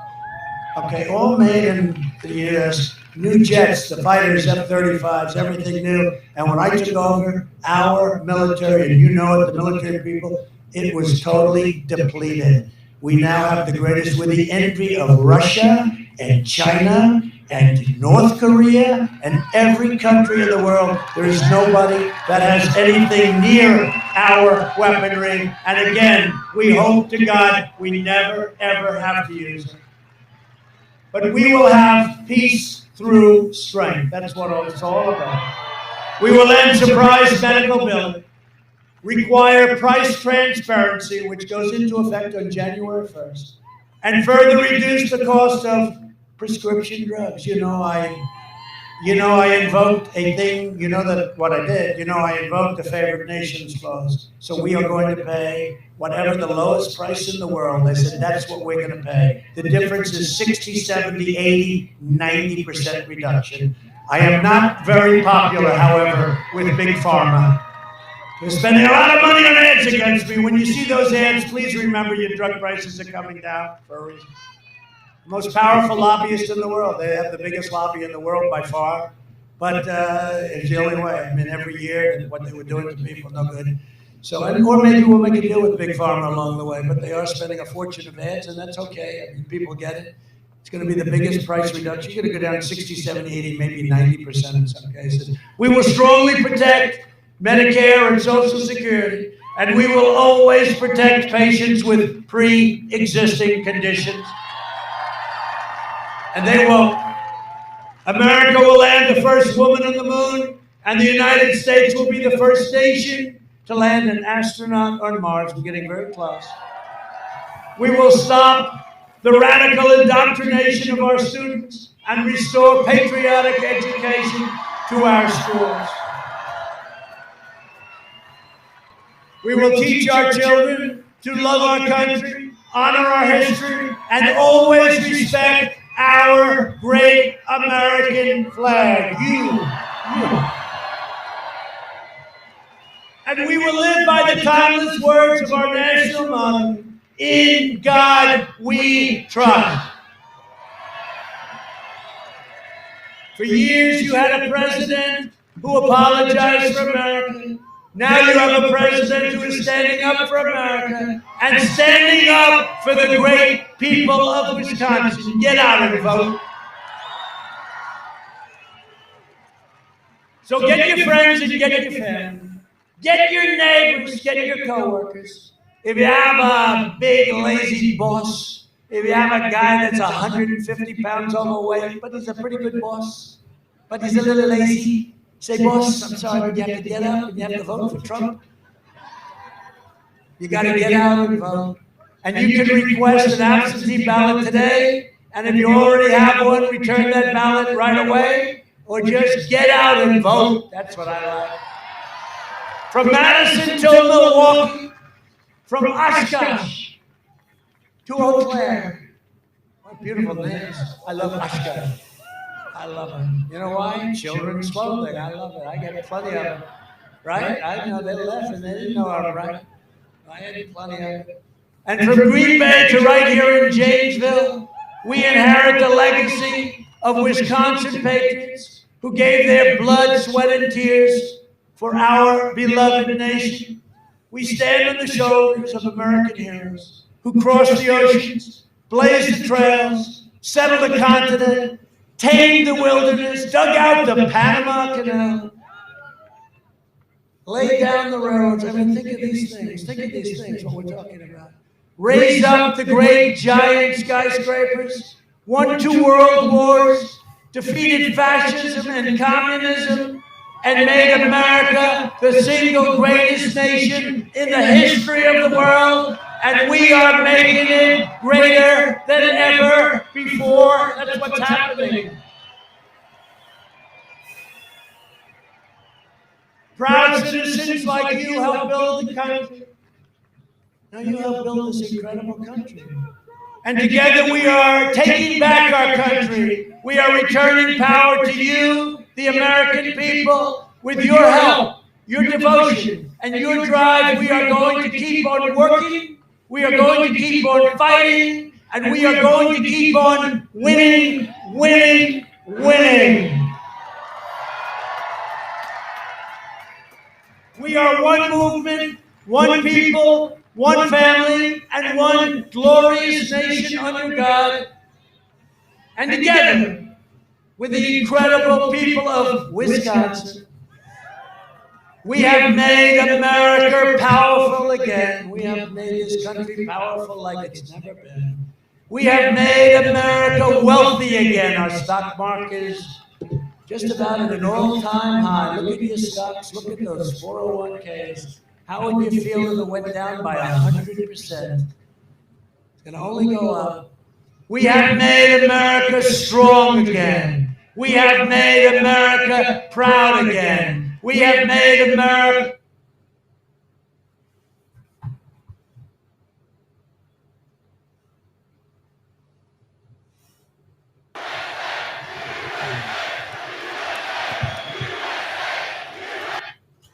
Okay, that's enough on that for right now. I'll put more of that on later. But I got something I want to show you here. Get my cursor up there.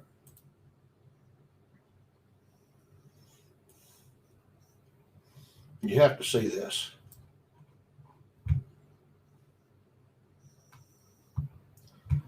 Sleepy Joe, unconvicted pedophile. This guy's a dumb shit. Look at that. Look at the idiot. Joe Biden, 8-year-olds should be allowed to decide their transgender. Bullshit. 8-year-old don't even know what a transgender is. They can't even spell it.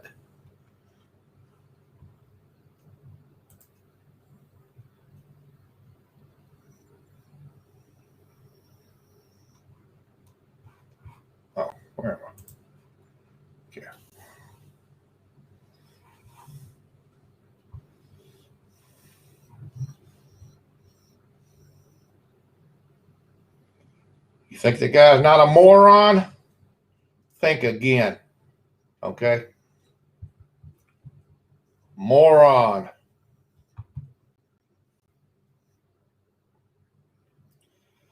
He's not worth the pinch of salt it takes to keep him alive every day. They're really not.